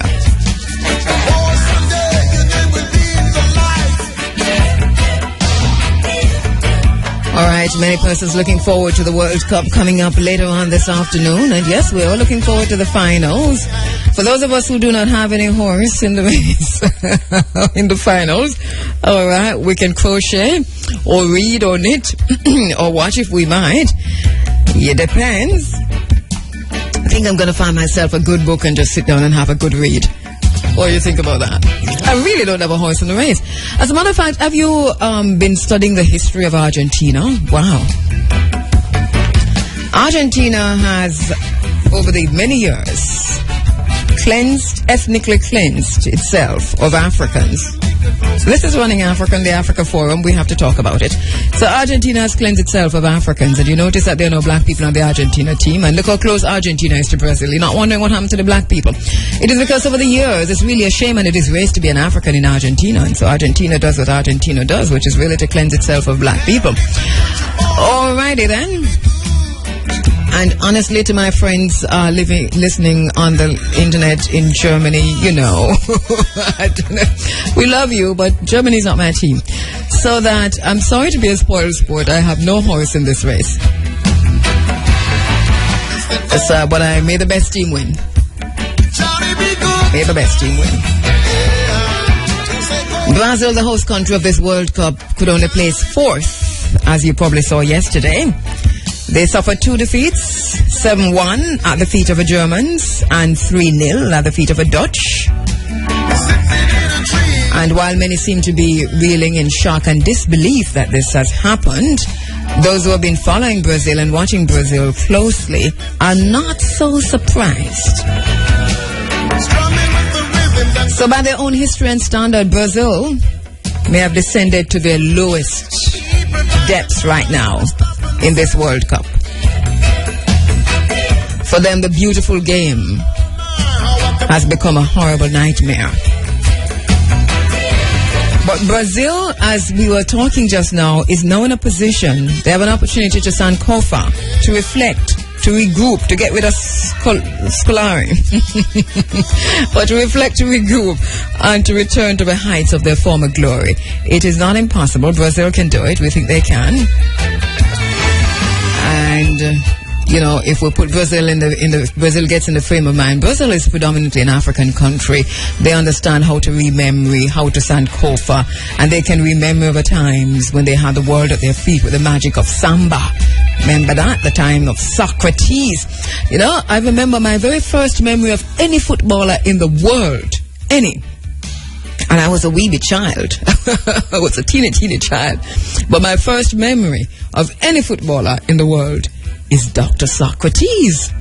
And I know a lot of people are actually tapping into that and saying, yeah, me too. So they can remember the time of Socrates and Zico and Rivellino and Jersino. And of course Pele, as we talked about before, and Garrincha and Didi and Vava and Zagallo. Remember them? And Santos. And of course, whether we like it or not, Barbosa. The golden years of 1958 to 1974, when Mario Americo, the African masseuse, voodoo priest and samba expert, kept harmony and magic in the team. They might have to find back their African selves to Sankofa to those times.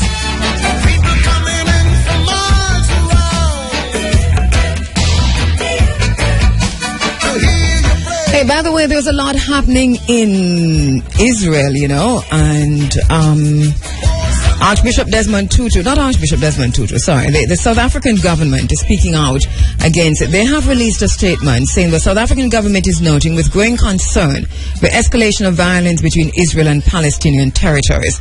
Of greater concern, they say, is the endless wanton killing of Palestinian civilians, especially the vulnerable groups, old men, women and children, and the destruction of property. Israeli bombardments have led to the destruction of homes in Gaza and innocent civilians being killed in these airstrikes. South Africa says it is concerned about the increasing number of rockets targeted at Israeli cities, with some reaching as far north as Haifa, putting innocent civilians at risk, and the threatened ground invasion of the Gaza Strip, which it says will certainly throw the situation completely out of control. South Africa says it does not agree, and this is a bold and brave South Africa coming out here, saying it does not agree that the cruel incidents of a kidnapping and murder of 3 Israeli boys and the subsequent kidnapping and murder of a Palestinian boy in Jerusalem be used as grounds to escalate the violence. Furthermore, it says these unfortunate incidents should not be used from whatever quarter to cast aspirations on the legitimate existence of the unity government in Palestine, whose advent was welcomed by the whole peace-loving mankind. And South Africa continues, they say, we strongly urge all sides to refrain from responding to violence with violence and to exercise restraint, including a halt to the arbitrary arrest of Palestinian civilians, the use of collective punishment on Palestinians. The lasting solution to the Middle East problem, it says, lies in serious and genuine negotiations involving all parties. You know, last night I was watching the BBC News and I saw where Israel actually bombed the home, a home that's a shelter for handicap, for the disabled. It's a shame. You know, I saw when a sister found her disabled sister, you know, killed by an Israeli bomb because Israel is not paying attention to or adhering to international rules governing wars like these, and they're just firing willy-nilly into Palestine. It's a shame. I know people want us to talk about Hamas also, and of course, as South Africa says, on any side, the violence is something to be condemned, and we're doing that here. But wow, this is bad. What's happening in Palestine? What's happening? Those bombs dropping on Palestine. It's bad. It's bad. It is bad. All right. The Archbishop Desmond Tutu has spoken out ahead of a debate in the House of Lords on Lord Falconer's assisted dying bill. And what's surprising to me is that Desmond Tutu, one of the world's most eminent religious leaders, has made an extraordinary invention in the debate over assisted death by backing the right of a terminally ill to end their lives in dignity. The 82-year-old retired Anglican Archbishop, revered as the moral conscience of South Africa, says that laws that prevent people being helped to end their lives are an affront to those affected and their families. I'm going to have to look into that some more. I can't believe he said that.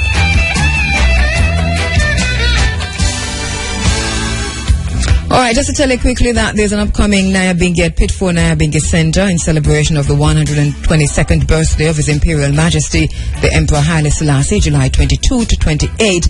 And also to say quickly, Happy Earth Day greetings to the wife of Rasai IB, coming from your friends and families. Happy birthday to you, IB. Happy Earth Day. All right, so I did say that there were some members of the cabinet, members of parliament in Brazil. I don't know what they're there for here. I just figured that they were there for the BRICS summit. I don't know. I can't find any information to say where they're there. You know, DJ Wayne, good morning to you.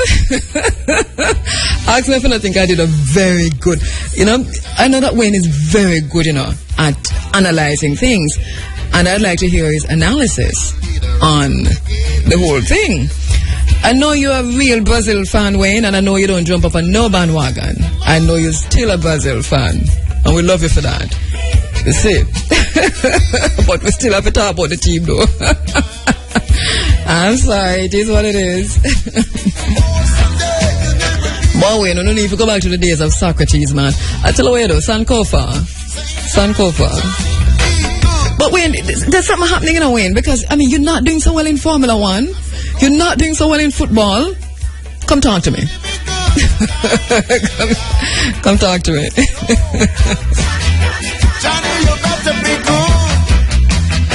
All right, I know that I've been chatting a lot. I'm going to take some calls in this last few minutes, right? Quick break and we'll be right back. Now 9:36, and we're going to go to the phone lines and take a few calls. In this segment of the program, we're not going to give you anything too heavy to come out with, because some of you are still reeling from Brazil's loss, and we don't want to put anything too heavy on that. So we're going to take your calls, all right? 974-5079, 5051, 5043, and 1-888-991-4152. The phone lines are now opened. Thank you very much for writing in on Twitter and on Facebook. Saturn, Jamaica. Marcus Garvey, words come to pass. We see you. Thanks for putting that in. All right, so what a boy can play. We're talking about Lionel Messi. Good job. Messi be good to them tonight. Well, let's go to the phone lines. Hotep? Morning. Yes, morning. Sorry. Yes. Everything all right? Everything okay? Yes. Yeah, man. Go ahead. I just called it to tell her that I like the program and wish her best in Kingston on the 20th. All right, give thanks. Thank you for that. Asante sana. Asante sana. Means thank you. All right, Asante sana means thank you very much. Asante sana. All right, so Messi be good tonight or today? Oh my, what a boy can play.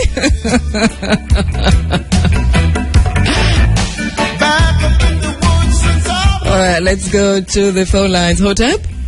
Good afternoon, Cabo. Yes, same to you. Morning.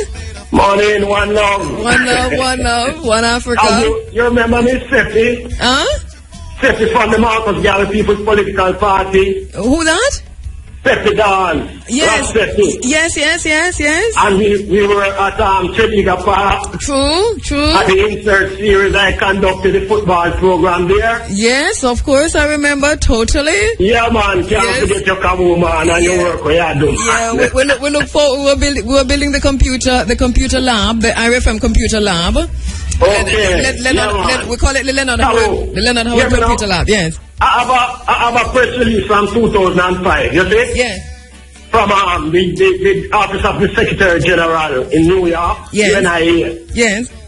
Redmond Battle. Mm-hmm. They said that, dear President, on March 21st, 2005, Brother Steve Golin, Brother... hang on there. Hold on. Hello. Yes. Don't bother with that here, my brother. All right? No matter with that. No, man. Right. Not in this space, all right? No, man. Look here. Walk good and tell him I don't want to hold him. I love you, see? You know, this come like a family reunion. When I say people feel long, and then everybody come at the family reunion. And then when they come at the family reunion, everybody remember something from 5 years ago and 7 years ago. Let us find a quiet place to reason out our differences and take them from out of the public space. Oh my, what a boy can play.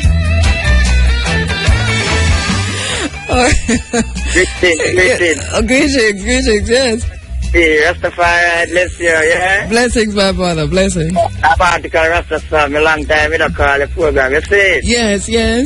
But you don't know sometime before what I say, you don't know? But we're glad to hear you still. Yes, man, so, really, you don't want to me now? What? Hey, my mommy gone, you know, so me have money in my family, you see? Oh, condolences, yes. That's right, you know? Yeah, man, I understand. My client that, you see? Yeah. And my father, Javelin, so well, neither, you see? Okay, so you have a little challenge, but... Yes, man. Hold strong, hold tight. And so you don't know? Yeah, and keep it together. Yeah, we have to get the family together, you see? Yeah, man. Father Rastafari, Princess and priest, you see? Give thanks. Majesty, same way, and you just go and carry on, you see? Yeah, man. Get an excellent blessing to the eye, and all who stand up for Rastafari, His Majesty. Rastafari, yeah? Give thanks.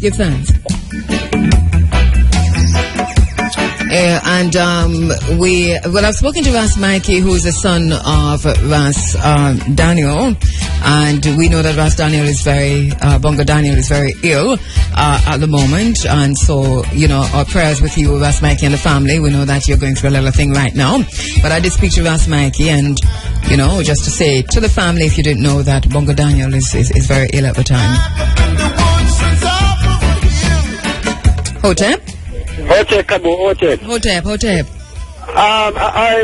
Will you permit me to make a correction towards the version that talk about the U.N.I.A? What correction? About Steve Golden, may I call his name? You can't call any name. I'm just saying I know where he was going, so I don't want you to go there. Yes. No, I'm just making the record straight, please. No. Well, he didn't say anything, so there's no need to make any record straight, all right? No, some correction, Andrew, please listen to me. No, man, you can't correct. Look here, you can't correct what was not said, all right? Lightheartedness, so we're not arguing nothing too heavy. And I'm sorry, but you cannot correct what was not said. All right, we're taking your telephone calls at 974-5079, 5051, 5043, and 1-888-991-4152. Hotep? Greetings. Cabo? Yes. What on? Not much, you tell me. You know, like me chat to you. Oh boy, what a boy can play.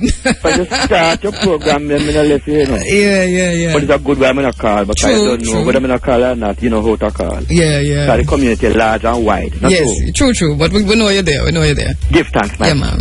How your family? Family cool, everybody's doing well, thank you. Well, give thanks. Or your family? Well, poco, but hanging on in there and strength to strength. Yeah. Day by day. Give thanks. And big up the RFM family set. Will do, yes. Yes, man, I want to send special birthday greetings to my son's mother, Miss Edith Perrier, of 8 Grist Close in Augusto. And greetings also from the African family. All right. talking about Brazil.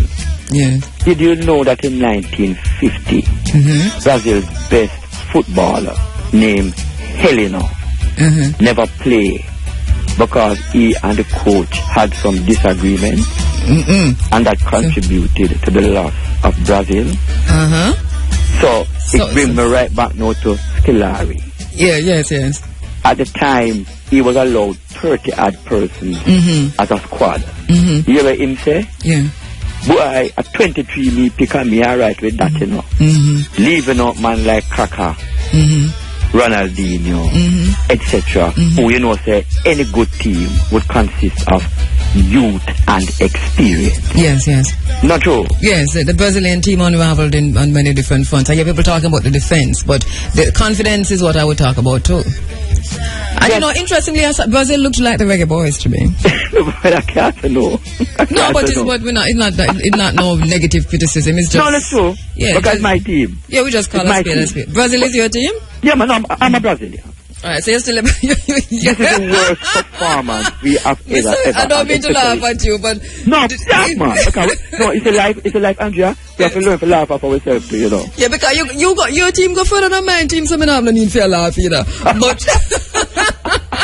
we can't help it. But you see what happened to me, you know. This is my team. If my team go up, we go up with them. Alright. If them go down, we go down with them. You know what? I know some psychologists you want, any? No. I think I'm a good psychologist for my Brazilian fans right now. I'm calling on Dr. Jeffrey Walcott to come and see DJ Wayne. Well, I will also second that too. Yes. But after me, say, in life, as you move forward, there will be ups and downs. Of course, yes. So you must know how to deal with But is there any other sport that you support? Because why Wayne's position is so important, and why we need to call in Dr. Walcott, is that he also is an avid Formula One fan. Okay. And Ferrari not doing too well. Okay. So I'm very concerned about it. No, well, I'm a track and field fan. Okay. And you know, Shelley, I'm not doing too well. Yet still recently she take time bouncing. Okay. So maybe I have to call somebody for you know. No. Okay. What happens is that everything, obviously, this year, you know, is not a world championship nor Olympic year. For you? Pardon me? For you? I don't hear you. Is that you mean in athletics? Yes, in athletics. Okay. It is next year and the other year. Okay. So most people are taking this. So you don't need anybody right now? No. Alright, so I'll put them on standby. If anything, what I will do, as an African, I will call on you. Well, tell you what to do now. Yes. Right? You can only go up from here. That is true. Yes, because Brazil don't have any further to go. That is true. Alright, walk good, yeah? And you are. Yeah, man, okay. Boy, for the Argentina fans, a lot hinging on just one man today. Well, maybe not. As I say, I don't have no horse in the race. Well, I'm just saying. Hotep? Hello. Yes. Greetings. Yes. Yes, greetings. Hear me? Yes, hearing you loud and clear. Yes, I want to find out why you say Argentina don't like black people. No, I'm not the one who's saying it, you know. I'm giving you the historical fact of how Argentina has dealt with Africans in history. This is documented history. This is not me making it up. Okay. Right? In terms of cleansing, in that there's racism in Argentina in a different way, in that somebody in Argentina with a drop of Caucasian blood will tell you that they're white. Okay. So yes, because it is a shame to be black in Argentina. I wonder why. Well, it's part of racism, it's part of slavery. You see how near Argentina is to Brazil? And you notice that I'm just saying that what Brazil did not set about ethnically cleansing black people from Brazil, even though they're in terms of poverty and the rest of it, we can have that argument. But Argentina seemed to have set about to do that. Okay, but I see a lot of Jamaican is cheering for Argentina to win the World Cup. Well, you see, when you come to the World Cup now, you see, we just have to set a lot of things aside because we cheer for all different kinds of countries. Like football has a way of unifying people that you don't see color, and it would be good if we could be unified on many other levels, not just with football. That we're not thinking color.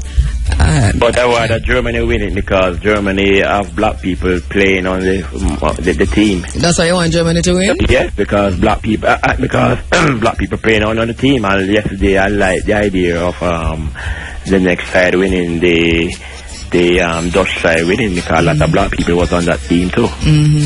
You have more black on the Dutch side. What do you think is going to be the score later? Well, I think Germany will give Argentina 3-0, you know. Alright then. Yes. But the last thing, you see? I heard you talking about this meeting next week at the U.N.I.A office downtown Kingston. At Liberty Hall, a panel discussion at Liberty Hall, yes. But I don't understand that place because I go there the other day and I see some ladies up there and they don't look like them love black people.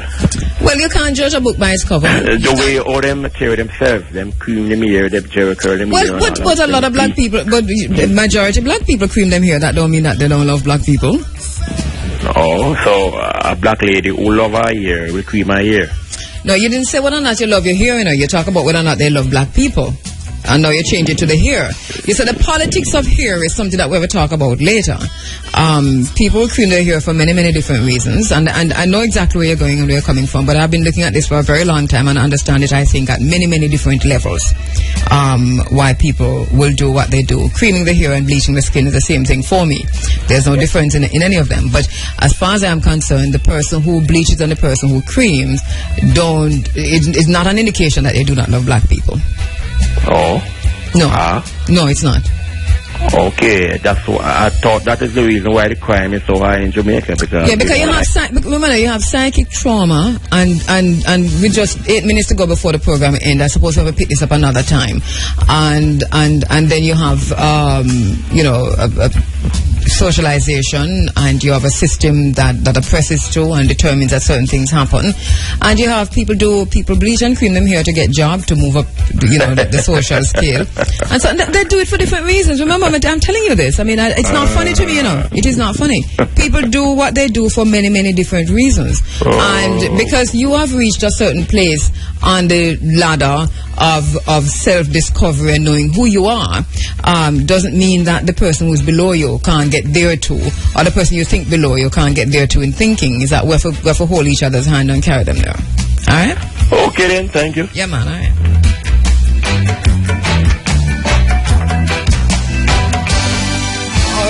Alright, let's see if we can take in a few more calls there. Today is the 84th anniversary of the inaugural FIFA World Cup. 13 teams enter the tournament then on July 13 to July 30, 1930. In the final, Uruguay defeated Argentina 4-2 to become the first nation to win the World Cup. Okay, Hotep? Yes, Sister Kabu. Hey, greetings. Good morning. Good morning. Yes. Pertaining to the World Cup, two quick points. Yes.